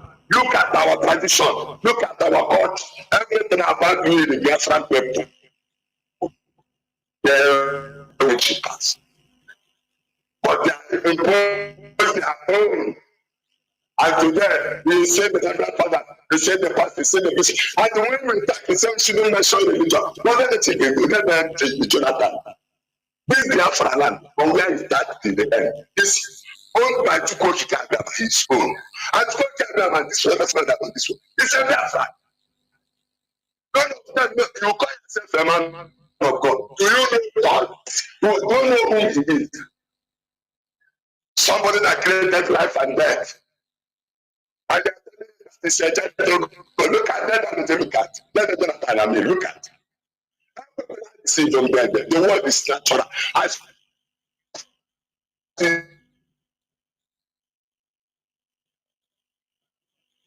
see it. Mazi, your network is poor.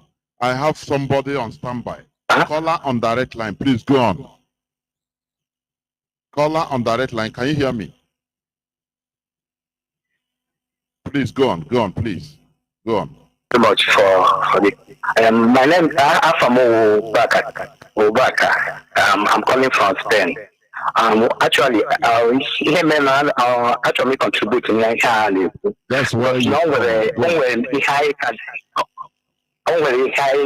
high can miss they have a Iowa Hebrews. I want to Hebrews, on Israel. I want Hebrews naturally. But even in Kuba, he had mega about 200 years ago or 100 years ago. So I could have 300 years ago, 400 years ago.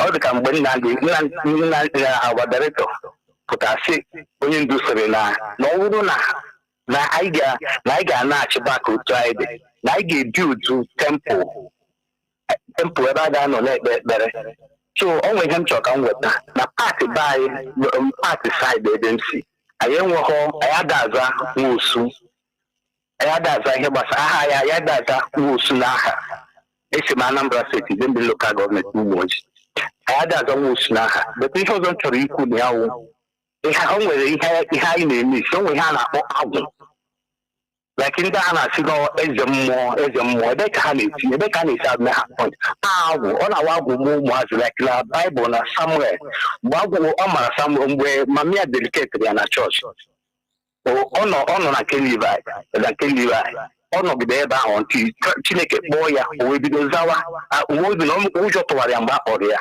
but o mechara asị ya nye obi isi ka o wee za wee si ya Chineke wee zie ya ozi so otu aka ọ dị anyị nwere ndị osu anyị nwere ndị ha ihe a na-akpọ osu na be anyị enweghị osu anyị anaghị enwe osu ihe dịka ebe 300 years ago anyị nweghị osu ihe anyị nwere ihe osu anyị hụrụ ihe ọ bịara anyị abịara ọzọ mgbe anyị mmehie bịarutezere ribe anyị ka anyị nwewere osu oge mbụ na mmadụ mee ihe na be anyị a na-ejide jisie ya ike even onwe mgbe afọ na-eto mmadụ ga-emeghe ya bete enwe ihe na-aza ndị agwụ onye agwụ mara agwụ na-ama n'ụmụazị na-ama n'okenye agwụ na ụmụazị ka ọ na-ama beta a na-awabe isi suo ya epushuo ya ka kịta ha nazi emezie ya agwụ mma mmadụ ọ ga-emenye ihe mmụọ agwụ mma mmadụ akwụ ihe eme ndị ha agwụ mara wu Levi's aha a na-ekwu ya dị Levi's So the Levites are what on the house woman about Emizio Hakana or Mazia Hada but I hand and Christian more or now so her we see more down from Levites are Chineke choose to pass from that only get here. So no all from the Levites doing the house woman. Because I go on any had gift to this teacher. I go mad in Sana head no fee. Ika honyo mehranya ina fwa woga mad fujo mehari ina se ina eme interpret ihe ga eme echi honyo mere onwe higa si ha nwega si digi iche n'iche and otu ha ka eze mmụọ na kwesi use kwa ha n'ụlọ ebe ha na ebe ha no we na azụ ha so but kita anyị na-emezi onye agwụ mara ewere ya du ya n'ime ndu ya na mmụọ like da bai ọgbaba n'ọhịa sikwa n'ọhịa pụta ebe gharị obi owuru dibịa eze mmụọ akwụkwọ dibịa eze mmụọ na anyị wakpọwara ya dibịa na eze mmụọ ihe na onye agwụ mara abụrụ dibịa onye agwụ mara gift of God Chineke nyere anyị iji wee na-agwọ onwe anyị ọrịa na-asọvụrụ onwe anyị problems na-abịakwute anyị. But ugbu a like ị gaghị na-ekwu ihe na ọrụ a na-ekwu ihe gbasara osu enwere ihe dị anyị enwere osu and anyị enwere ihe a na-asị like the family nkịta o nwere mmụọ nọ na family m anyị enweghị natural like ọ dịghị organic mmụọ anyị nwere na family anyị adịghị organic ebutere ya ebute and ebutere ya ọmụmụ mgbe anyị na-enwe problem ọmụmụ adịghị na nke ya ebutere ọnwụ ihe dịka ebe 150 years ago ebutere ya amụ mmadụ ya nwụọ amụọ nwa ya nwụọ ị ga-abute ọmụmụ ahụ tizie ya na the family megharịa ihe a ga-emegharị ya obido amụzie nwa anọrọ but ugbu ọ ka dị ebe ahụ so ihe ndị ahụ ihe bịachara anyị bịara a lot of things ka anyị tinyere n'onwe isi onwe anyị confusion adị too much n'ebe anyị nọ anyị bi na anyị ka na-akọ anyị gwa na ọwụzi sọsọ chọọchị ibi ma ndị ewu ndị si na ha na-eme because na our directors na anyị ga na-achị otu anyị dị mbụ ịfụzi ndị dibịa ha pụta nke asị ya wụ mama mmiri nke asị ya wụ ndị mmiri nke asị ya wụ dibịa everything ihe niile confusion everywhere. So achọrọ m ka anyị bidokwa n'anya ihe gbasara kedu ihe wụ agwụ kedu ndị agwụ mara kedu ihe ha wụ because onwere onye kwutere okwu ya ebe a ndị ha agwụ mara wụ the Levites ebe a ka esi etrenụ ha ka ahụ toyi ya mara ihe ọ mara ka akwụkwọ niile ahụ ọ na-aga ozi ọwụghị osu adịrọ aba anyị osu ihe niile hụcha confusion. So ọhịa m sị ka m kwuo thank you unu na-agbalị nnukwu ana m elu na-agbalị. Thank you. Bye-bye.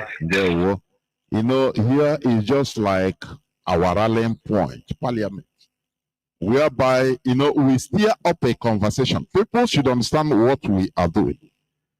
We steer up a conversation so that people will go deeper, so that people will take it up. Because we say it on A. All that we do is to steer up some things we see as our problems as a people, not individual, as a people. Now we make more researches. People will go deeper, profoundly, in order to find out. Because when you try to look, you see. You understand? When you try to look, when your mind is in something, you see. You catch it up. You can see. That is what we are saying. So, I have a caller waiting on WhatsApp, on Signal. Okay, WhatsApp has been there before you. Caller on WhatsApp, welcome to the program. Can you hear me? Yeah, Mazi Jonathan, good evening. Well, welcome to the program. Thank you. Thank you very much, Mazi. Marien Haider, I thank you. I appreciate you for the good work. Mazi, I remain Mazi Emmanuel. I'm calling from city of Paris. I remain the zonal coordinator of Paris zone. Mazi, the area, particularly the area I just wanted to put my own contribution is to redirect some of our people who are arguing that there is nothing like God, or there is nothing like Chukwu Okike Abiama, or there is nothing like Creator. That whosoever that created us made a mistake. No. I totally oppose on that because of what? I really believe, to me, I believe that there is someone who created this very universe that we are living. Someone is in charge, whether it's a spirit, whether it's a breeze, whether it's a tree, whether anything it may be, we don't know. But we know that he's a creator.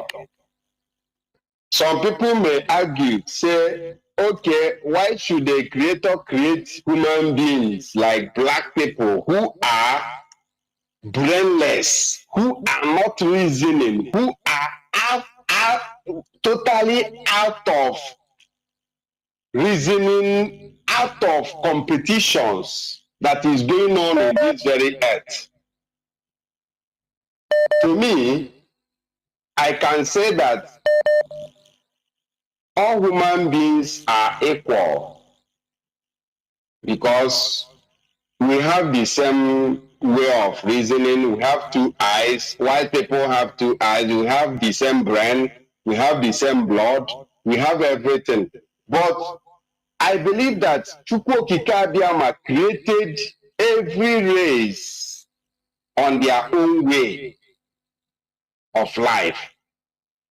The way they should live, the way they should maintain their culture, the way they should structure their own way of life, which we Biafran people, we had our own. When you, for example, when we come into zoo called Nigeria, when the white people came into our land, why didn't our own ancestral fathers resist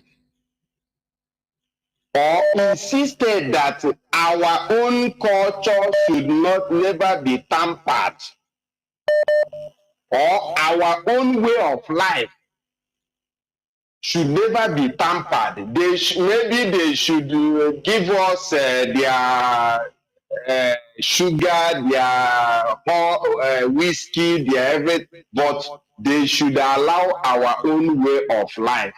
We don't want to follow their own way of worshiping. We want to retain our own. That is called dignity, and that is called value of itself.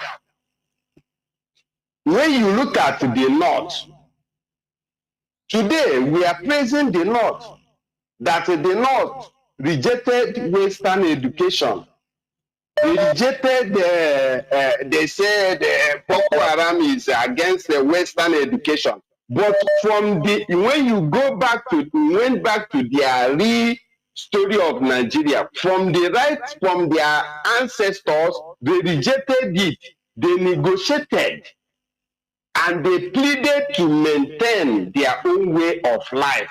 They should do anything in Nigeria, do anything, but this is their culture. Please do not tamper with it. This is our own way of life. Mazi, if you take us, I can borrow a word from our leader. Our leader said that we, the Biafrans, we are different. If you do the same thing that others, Western world can bring their own. If they are worshiping idol, worshiping anything, it may go successful with them. But you, if we worship, do the same thing that they are doing,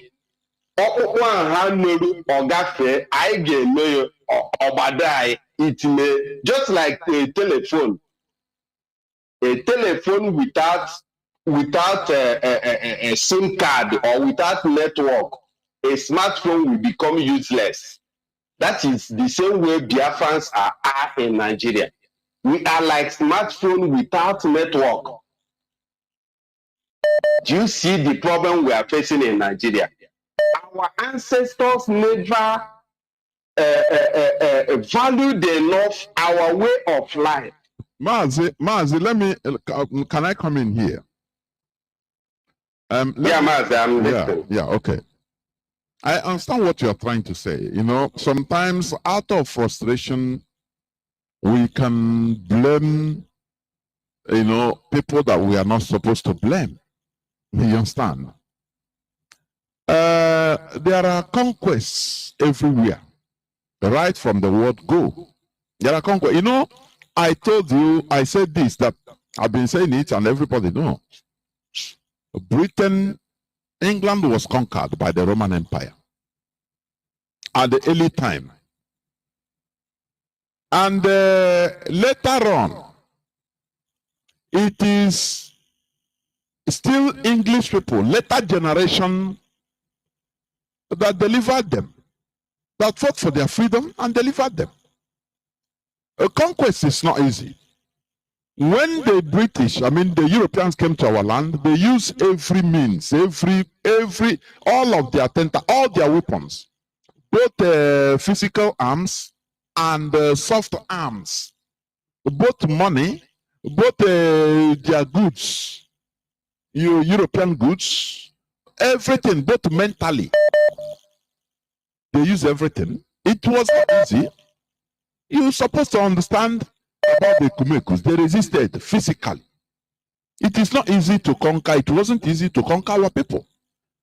But once it is done, it is done. Now it is for us.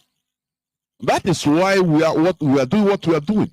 So that although our ancestors succumbed to superior power and they become conquered, now we in this generation, we understood, and we are to take back what belongs to us. Israel, you are seeing today, they were conquered thousands of years back. It was only in 19th century that they started this Zionism that led to their going back in declaring Israel in 1948 of yesterday. Since thousands of years back. Does it mean that their ancestors didn't resist? They resisted. But they were subdued by superior forces. It is normal. But what is not normal is to remain on conquest forever. That is why we are doing what we are doing, in order to remove ourselves from this conquest, because it is harming who we are as a people. It is harming us as a people. We shouldn't continue like this, running from pillar to post, rigmaroling all around the world as people are the sheep without shepherd. That is why we are counting what is the problem, and we are asking questions, and that is why we are doing what we are doing, in order to bring us back so that we fight for our liberation. What has happened has happened. You cannot change history. You cannot reverse back maybe 15th, 17th century. It is impossible. But what are we doing at the situation? That is what matters most, and that is what we are doing. Mazi, please go on.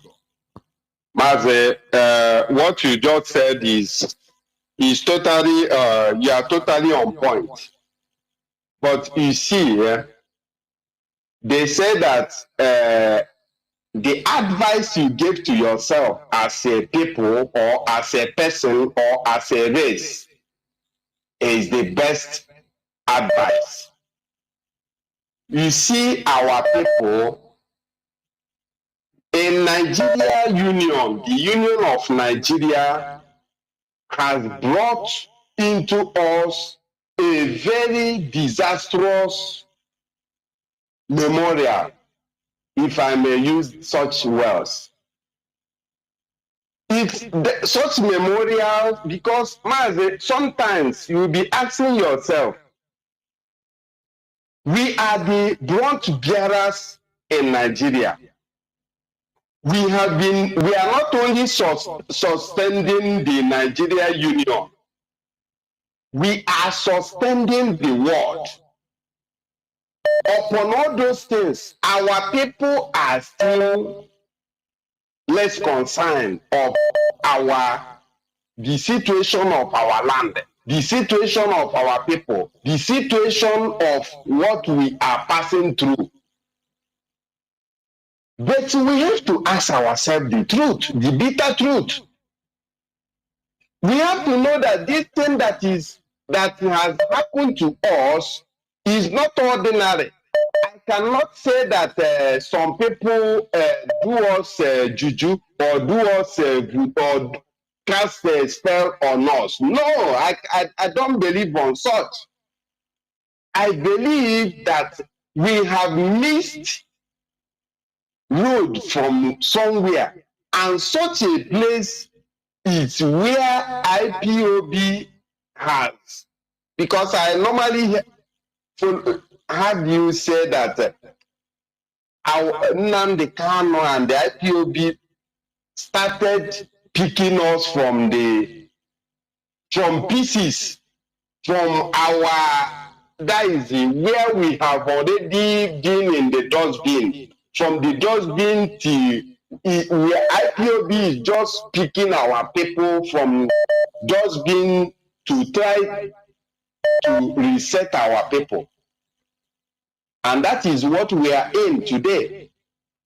Mazi, the religious have done us a lot. Yes, we agree.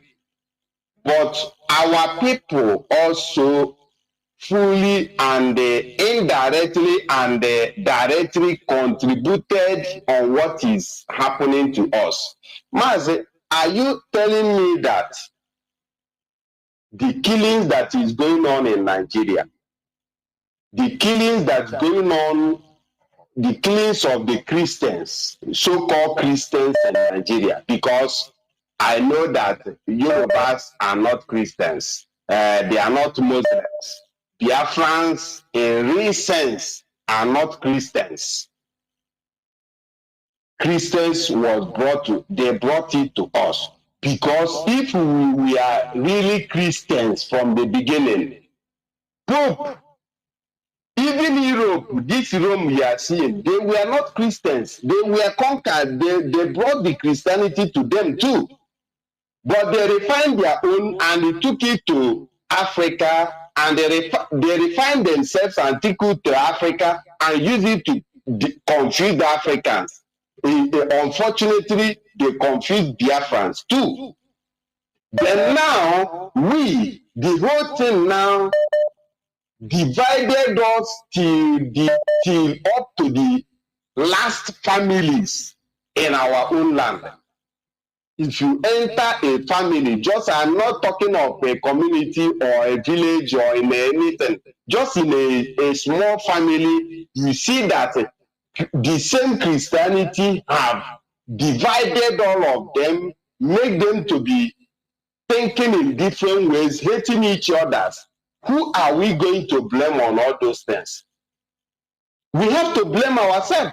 We should stop blaming white people. We have to blame our own stupidity. That is our own stupidity for not understanding that this thing that these people, no foreigner will ever love you more than you yourself.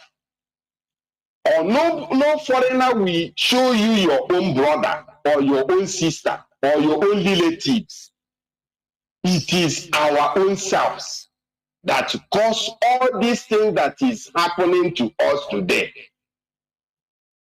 Nnamdi Kanu have said it, Mazi Nnamdi Kanu. He has mentioned all these things that we Biafrans, we are different. That if we do the same thing that Yorubas are doing, the same thing that Europeans are doing, the same thing that others are doing, others may go free, but we can never go free from that, because we have everything that the whole earth is envious of. They will deploy everything to make us to miss our own track. Mazi Jonathan, you people have done wonderful to us, Mazi.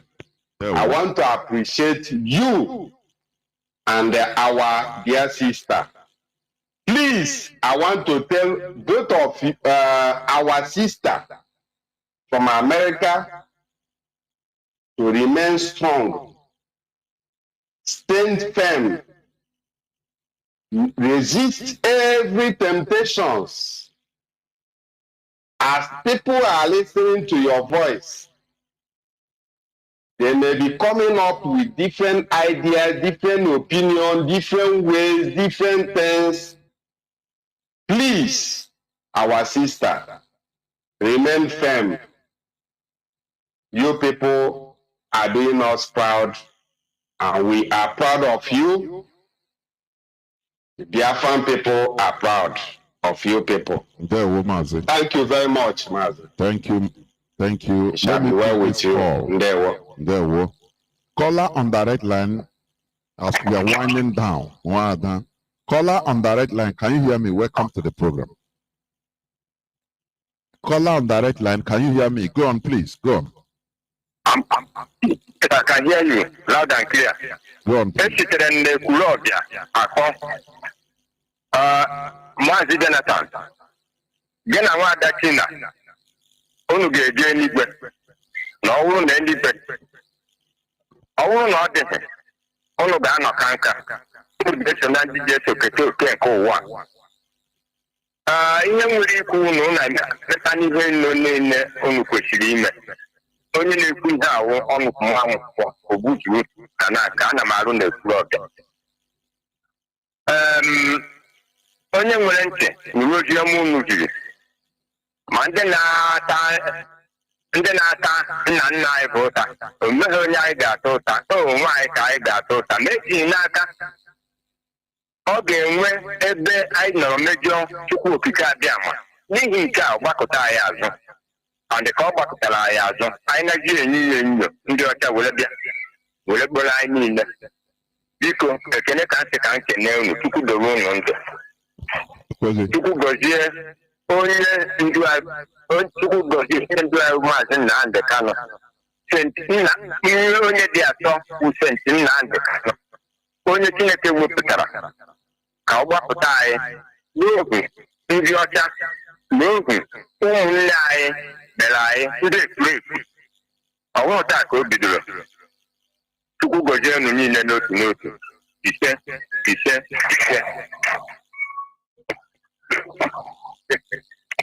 Ndewo Mazi. Ndewo. Thank you very much. You're from the call. Caller on signal. Can you hear me? Welcome to the program. Mazi Jonathan, good evening, sir. Ndewo Mazi. My sister from US, Chukwu Gozegi, I greet you, ma. God bless you. First of all, my name is Mazi Fanyu. I'm calling from my location. May God bless our leader. May God bless our HODs, DOS. May God bless all IPOB members all over the world, genuine ones. Mazi, the topic of this night is very, very wonderful. Mazi, things have gone wrong. Many things have gone wrong. Mankai metoro nwanyị, mankai natara ndị ọcha. Ihe na-eme anyị ihe niile. Mazi, I could remember mgbe obere. Mother dies when a child was born. The first thing, township, maybe the child was born in township. The first thing before the naming ceremony of that child, I gave that village, send the Randana village. Maybe your parents or your mother or your family is in the village. They will send the name, they will inform them, and they tell them that my wife has been put to bed. The next thing I remember, that is Maga or anybody needs your mother in the village. It's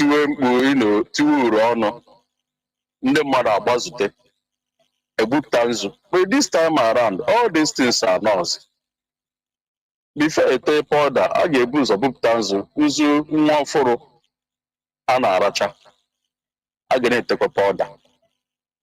And during that time, where this kind of crime in our land now, I at that time. Because when a child being born or was being born, our people during the olden days got like it. Ịjụ ese mara onye lọrọ ụwa ahụ, mara ihe onye ahụ mere mgbe ọ nọ n'ụwa nke mbụ, ya na onye ahụ mere ihe arụ bifo ya nwụọ bịaghachite ọzọ, a ga-achọpụta ya. Mgbe ahụ a na-agba onwe ndị be ya na-akpọ ịgụ aha ka a mụrụ onye lọrọ ụwa. All these things now, white men have taken it over from us. But it's in short, very, very bad for our people allowing themselves to adopt the tradition of white people. And that's why if Biafra they not come, yeah, they went to Biafra and Ketan and Kechi.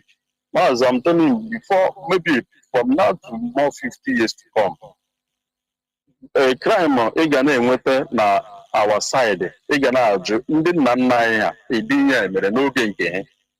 Because this time around, people have failed to do the right thing by finding out how the child and who come in that time of that child.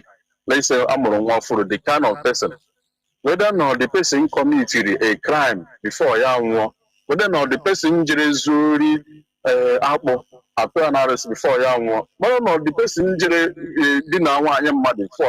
a lot of was maybe a second opportunity, second time to come back again because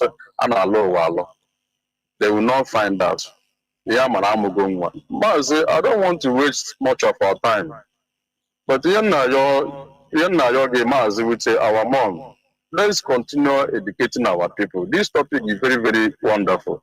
It's due to that I don't have enough time and you are about to close. If not, I would have emphasized on more on this topic. But nevertheless, let's continue educating our people, telling our people that we are not doing it right, that something is about to go, something have already went wrong.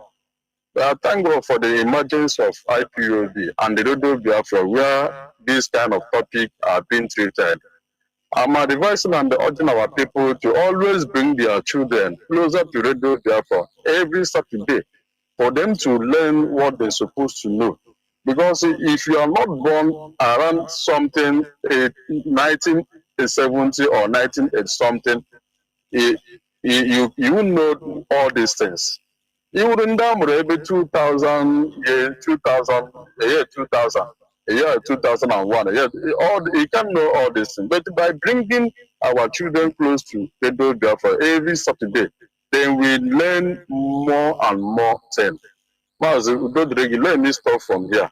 Others can achieve their aim. Unite for. Thank you very much. I will pick the last caller. Caller on WhatsApp, you be the last caller, please. Okay. 6 Good evening. minutes. There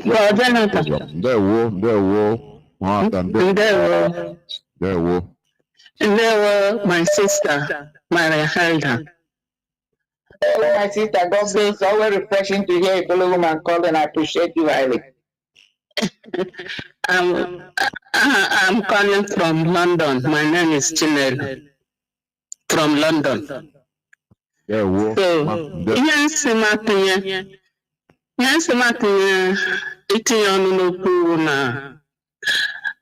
the person who called before, who was blaming our forefathers,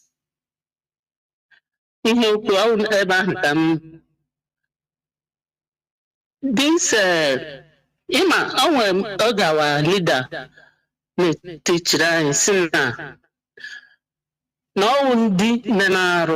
that is why all these saboteurs to me although our IPOB family take here easy, I try the sister Marien Haider in the media. They tried iji lee ha dịka this flood na-ekwubata ụna na-ewe ji ha na-ekwubata ụna na-ewe ji the flood ka ọ hapụ iburu anyị. Our leader gwara anyị na ọ saboteurs ndị mere ihe ọjọọ oge ahụ. Ịma ndị Igbo anaghị egbu mmadụ. Ime ihe ọjọọ ha make either excommunicate or ha send ya on exile. Asị na ndị ha niile mere ihe sendere ha on exile, chụpụ ha gawara Lunguta. Ndị ọcha, ndị arụmanụ, ihe ha mekwe ma taa ebe ha gadara jekpọta ha ọnwa mere ha gaje Narọchukwu. Ọnwa nyere ndị ọcha aka were defeat anyị. Ọkwa our people, ha used our people to defeat us. So ndị a chọrọ ime na IPOB mana ha metiri their Waterloo because unu dị more than wise this time. Anya onye ọbụla dị ka na-ete ọkụ ma n'abalị na ehihie na-enyo all these saboteurs. Na ọrụ our leader ya sị gị o nwere the way history na-eje repeat onwe ya. So ihe m chọrọ ikwu n'ime okwu ahụ, so ihe ahụrụ ha our leader they didn't ndị eyuzuru anyị nwa ji defeat anyị nwa. Onye ọbụla chọfụrụ na IPOB ya gbaba na top pilot gaji ekwu rubbish ebe ahụ. So exactly what happened to us that time. Another thing in chọrọ sister Mamotunge say ọ nwere ihe chọrọ isendere sister since ka o tinye anya ọhụrụ gbasakwara this one book somebody did. No, the man now power many things. Mamotunge sendere ya. But Jonathan, I sent me you are this thing some time ago. But a man on the line and send it. Hello, brother. I'm going to send the Koya Zubama. Send Diana this WhatsApp line and no, I'm going to receive it. Get check here. So that we may discuss all this thing. This is exactly when the today in that book, the Assyrian and the Romans, this Romans, I gonna worship. Now the anything about Sarah. I think the first people of Gera. Not today. So Kunu Goya, so that we may discuss I'm sending that thing. There was. Yeah. You sister Maria. I recognize your voice very well. You're a very resilient woman. I recognize your voice. Of course. I remember I did before. I appreciate you. I love your straightforwardness. Your you believe in equity and fairness. I thank you. It's always good to hear your voice. God bless you, woman. Thank you. Well, Jonathan, I'm going to send you this. Okay. Yeah, now so that. Yeah. Bye. There were. Thank you very much. Okay. This is where I'm going to stop. Switch off the phones. Wanda, please, can you come in and make your parting remark, please? Well, I'm going to be brief because I'm looking at this now here. Oh, I just to bamboo because this topic is huge. So we're going to, I believe that we're going to run series on them, bringing deal, strongly on this. I mean, what I mean by that, bringing more information. Because from my perspective, what I'm trying to establish that the little research I have made, some articles I read, and I went back. Osu is not supposed to be a castigating word. It was not supposed to be a derogatory word. But because something happened somewhere, and then just like these days, if you pay attention, even in America here, when a child is smart, they will tell the person you're a nod.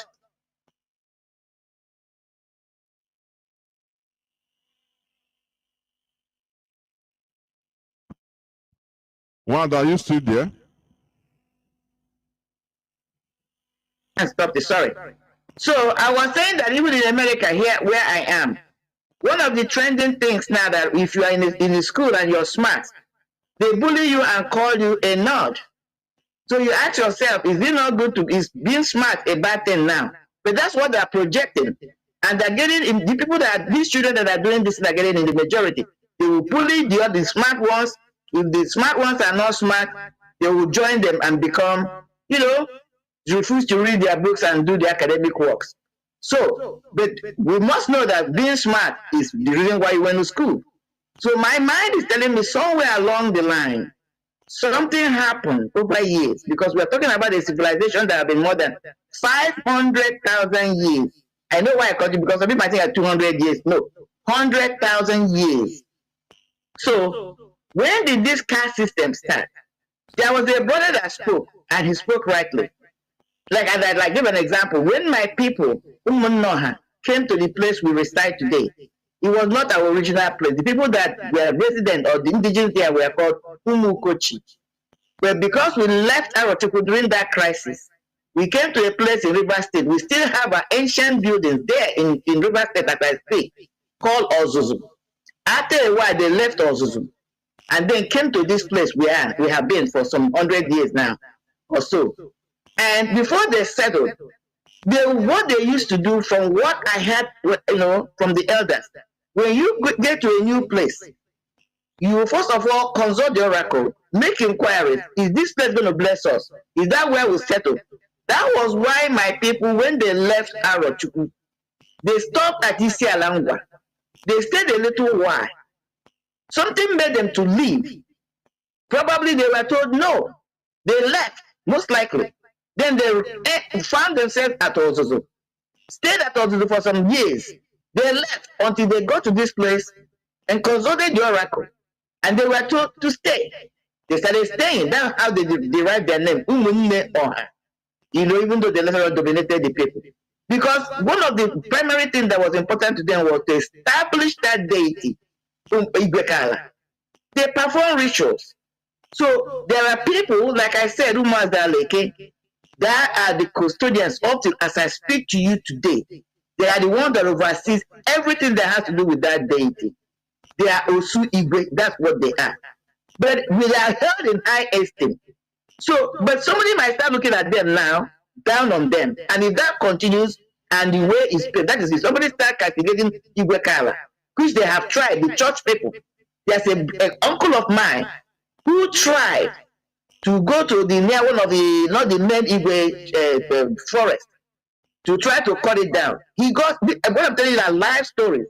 He became sick. This was one of the first multi-millionaire we had in my town. He became sick. He lost all his businesses, lost his marriage, lost his first son. In fact, he died in Washington, D.C. here. He went mental. I couldn't believe this man. The moment he touched that thing. So what I'm trying to say here is there were rituals that people were performing in those days before they were settled at a particular place. And those deities or that deity, they consulted or established. There are a group of people that is handed over to them, became their duty to make sure that everything that the deities required were right.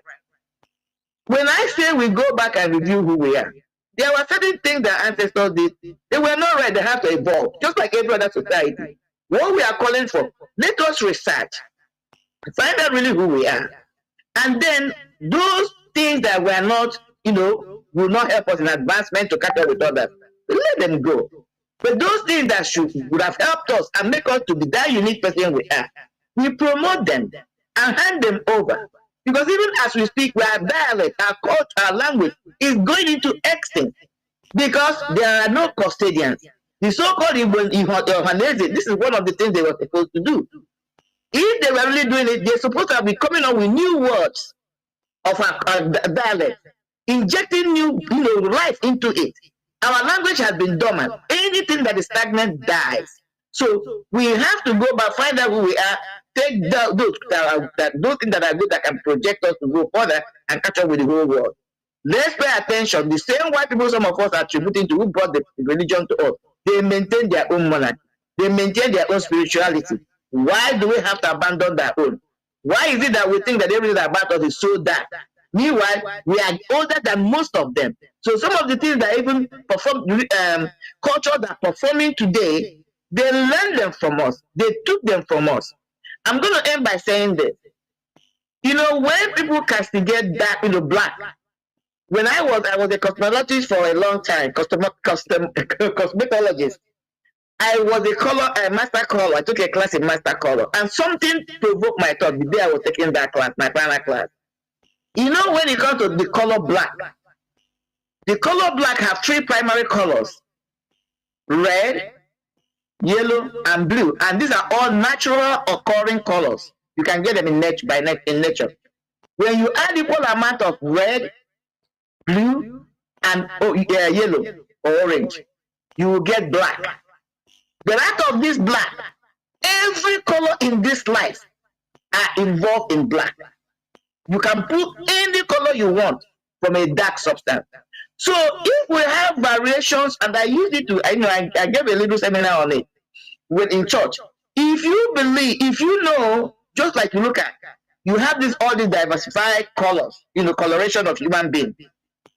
All of them originated from dark. So that tells you that dark people or black people were the very first people. Out of them, all these series of colors, whether you call them Caucasian, you call them Indian, you start seeing the shades of life of man. And history is proving that yes, civilization, what you call humanity, started from Africa. We have not been able to narrow exactly the place, because one of the research in this thing I read last night is placing even our people way back before Egyptian civilization, way before the Stonehenge. We're talking about 500,000 years that have been existing there. Okay, so these are the things we need to find out. How did they live? What happened? If there was a disruption, where did it start? When did corruption come? Even in the Jewish culture we're talking about, when Yeshua came according to the Bible, he came because those Levites, corruption came into them.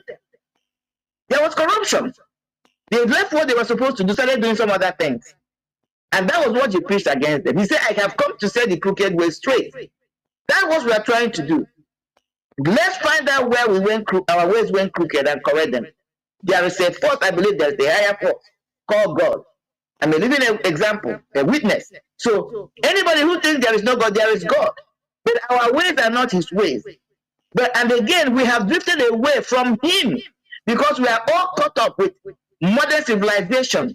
How many of us have time to sit down and even have 30 minutes prayer or engagement with God? Let's be honest to ourselves. Most of the time, even when we go to church on Sunday, you will tell your daddy GO to pray for you.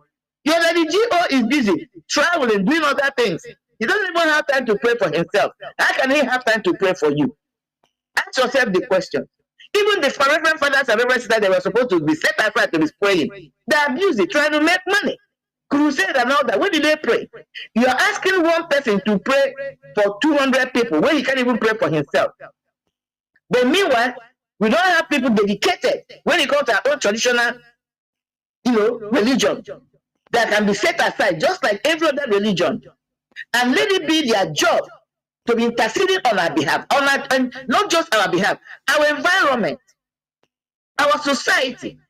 We need that. That's what we're talking about. We must get it right. And I strongly believe as we get into ROC, Dibia, Abar, and all that, because we're going to touch them, we begin to see that what the meaning of Osu, as I try to establish, is a title, is a kind of something that depicts the dedication of those people who have been set aside. You can call them Levites. Levites is English. That's the English word. I'm asking anybody who wants to challenge this, what is the meaning of Levite in Igbo dialect? It's not priest. Priest is not Igbo. What do you call them? They are not Dibia. Dibia is an entirely different thing. So who are these people? The Levites are not Dibia. They are not healers.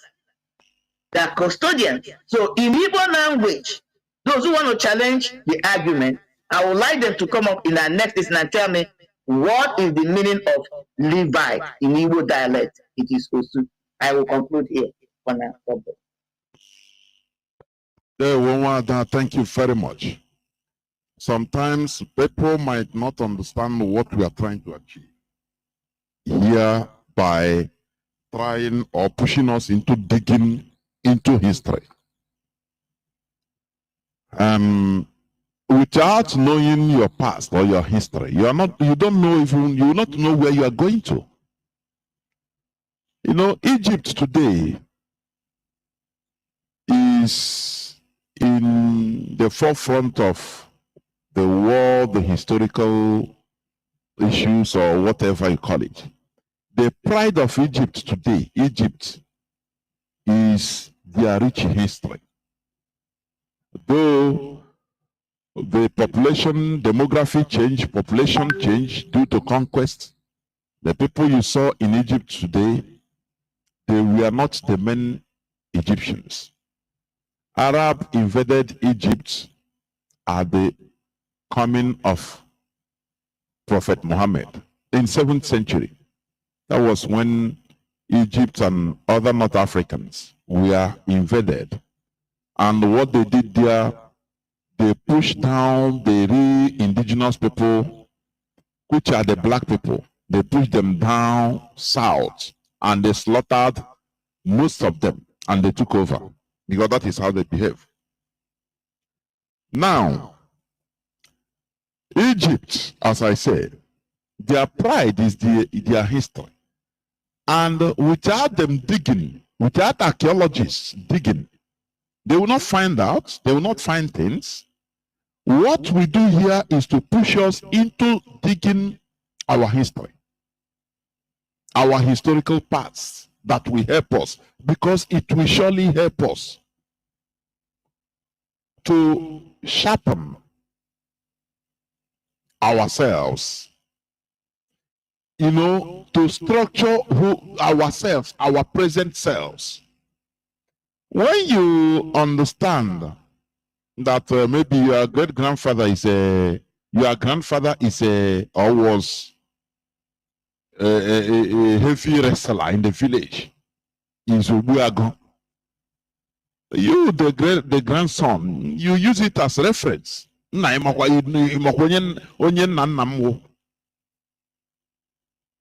That is, it becomes a source of pride for you. But when you don't know these things, you will not even know, you become ignorant. You understand? You will not even react where you should. You don't know how to react where you should react as the great-grandson of Obuago. Do you see why we are doing what we are doing? Because in our land things fell apart. We allow people, foreigners, to come and scatter our brains. They made us to hate what we should love and to love what we should hate. To the extent that they want to even convince us to jettison our identity.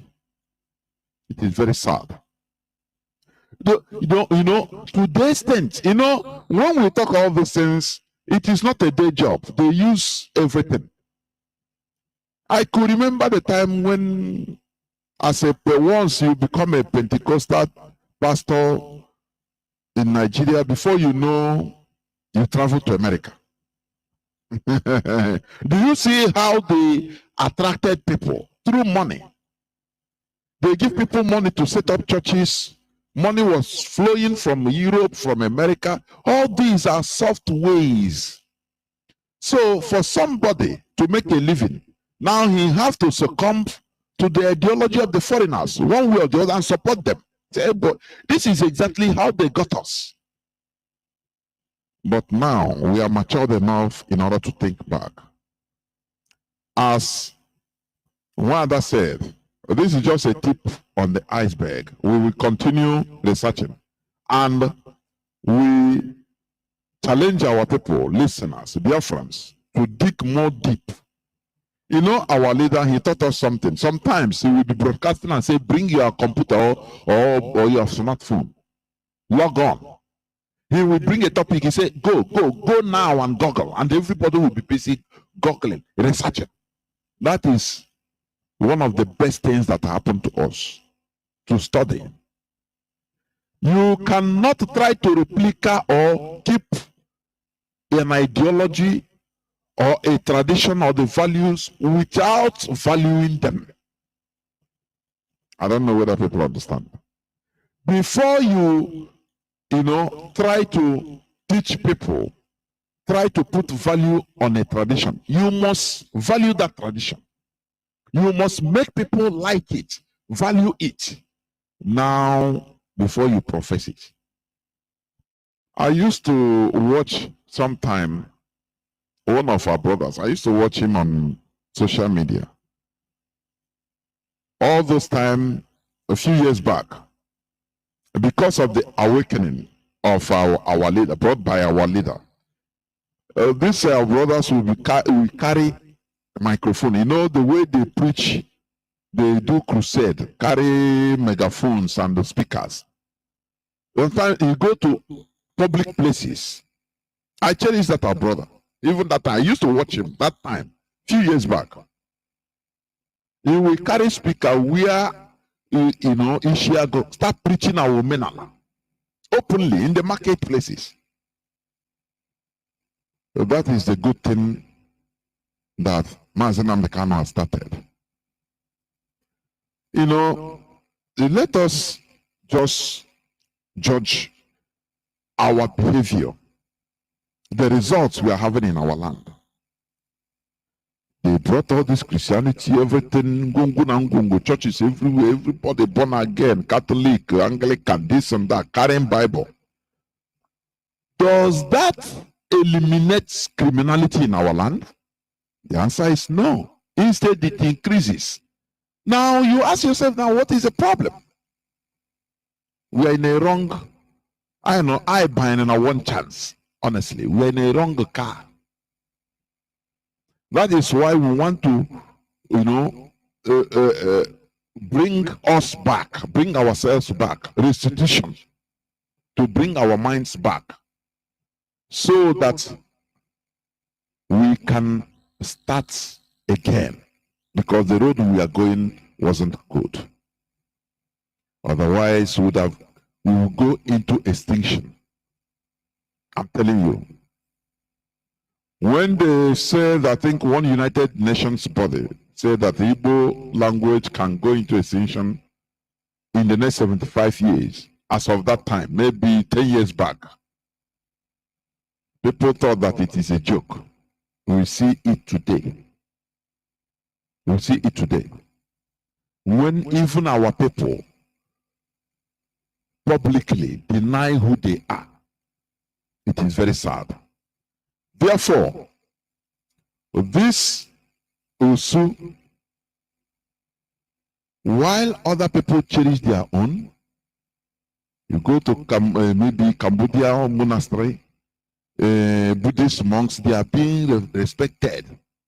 People that are dedicated to the service of their God. Catholic everywhere, things the same even in our land today. But in our own case, they first of all demonize our traditional worship, that it is evil. Now, everything associated with it, whether doctor, Dibia, whether Dibia now, as far as you is traditional, is evil. Don't you see that there is a pattern of our destruction they are pushing us to? That is why our leader took it as a duty in order to try to reverse this type of tragedy that is happening to us as a people. We have to cherish who we are and our values. We don't need foreigners in order to standardize give us the standard of who we should be. No. The only thing about values and tradition is the ability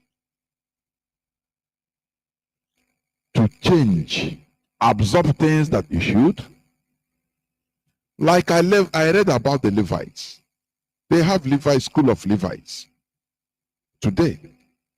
It was not so in the olden time. But they use their brain as human beings in order to change, in order to, change with the time.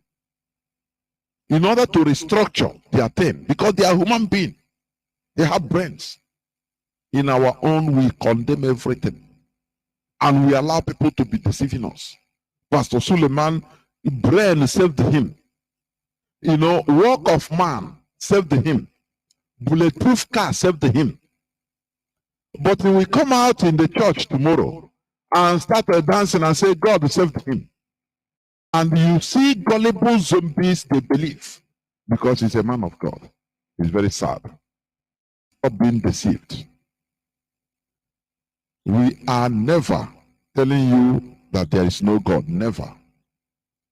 Even nature will make you. Like somebody said that science even proof that there is God. Because the way things are being structured naturally. Sometimes why is a human being, why are you growing, you born a child, maybe weigh 4 kilos only. And we continue growing, all of us, every one of us, continue growing uniformly. There is no way only head will be growing, only head will be growing and the other side will not be growing. There is no way only hand will be growing.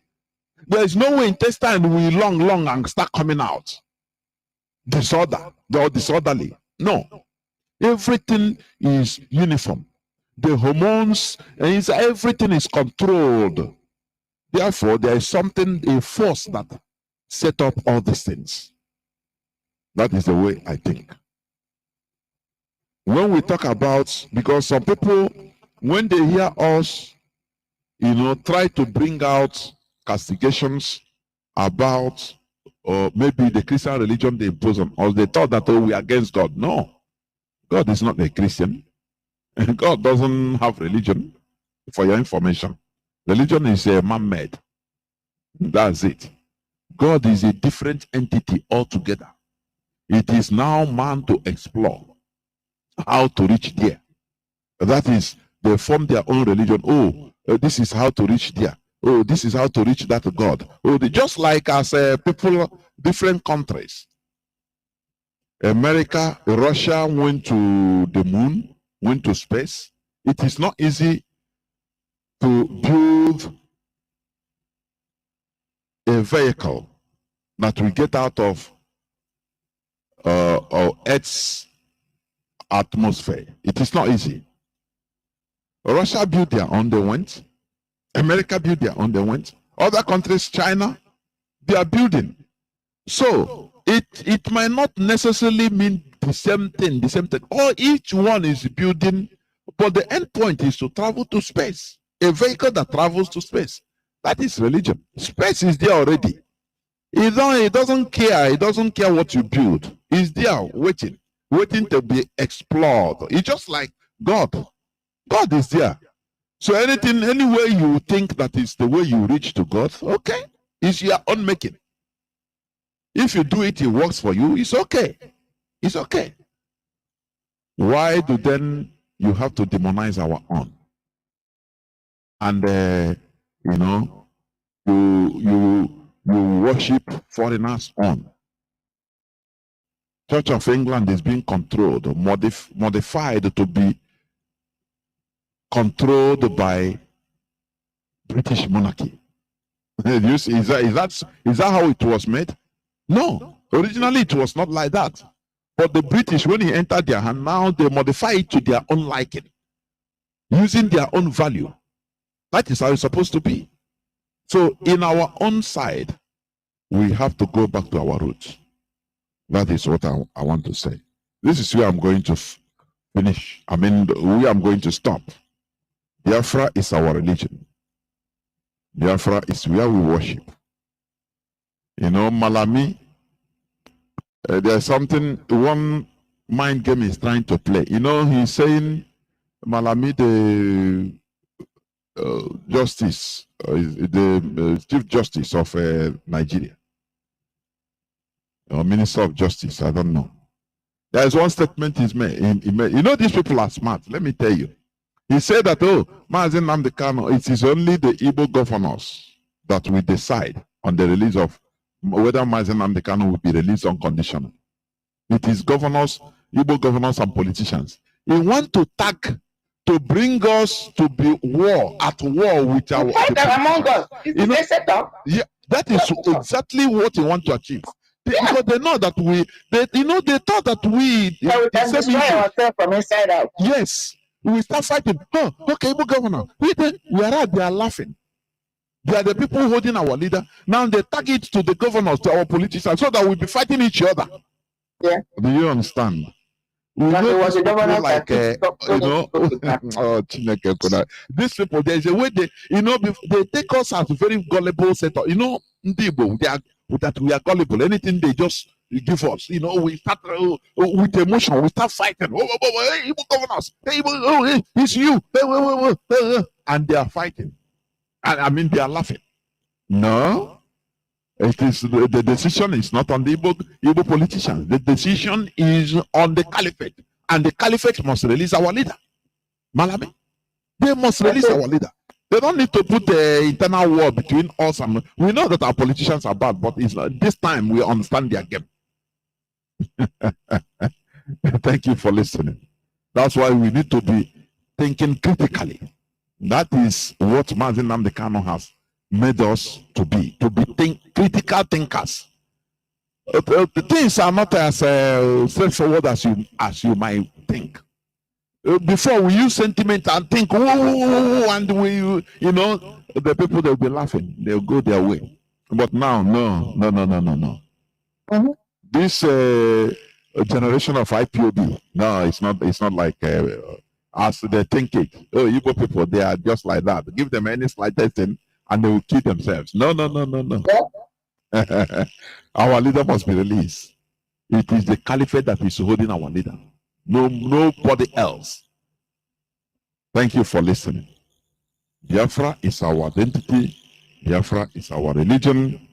Biafra is who we are. Without Biafra, we are nothing. We must continue in what we are doing. From me, Mazi Jonathan Chinedu, together with Wilder Marien Haider, it is simply good evening. We,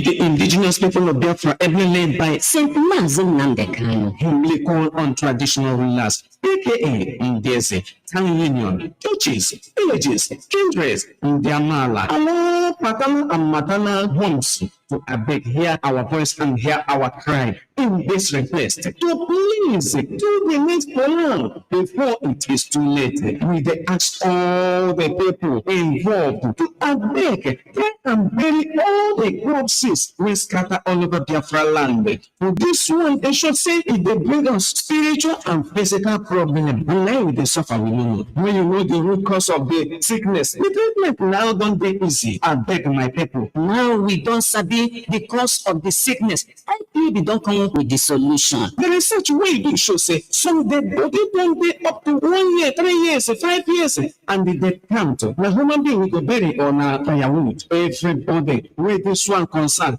We IPOB the beg una. I beg, people do something more because anybody when person start the journey, when they never reach the destination, in heart will not come down. As we never bury our people, our heart will never come down. All the obnoxious high period demands, competitions, efficacy from churches, in their manner, in-laws, maternal and paternal homes. Why they cause this delay and wahala for our people? I beg, making a try to do something. Now all these things they cause in the build mortuary, like said in the build joint, church, filling station everywhere for Biafra land. I beg, mortuary.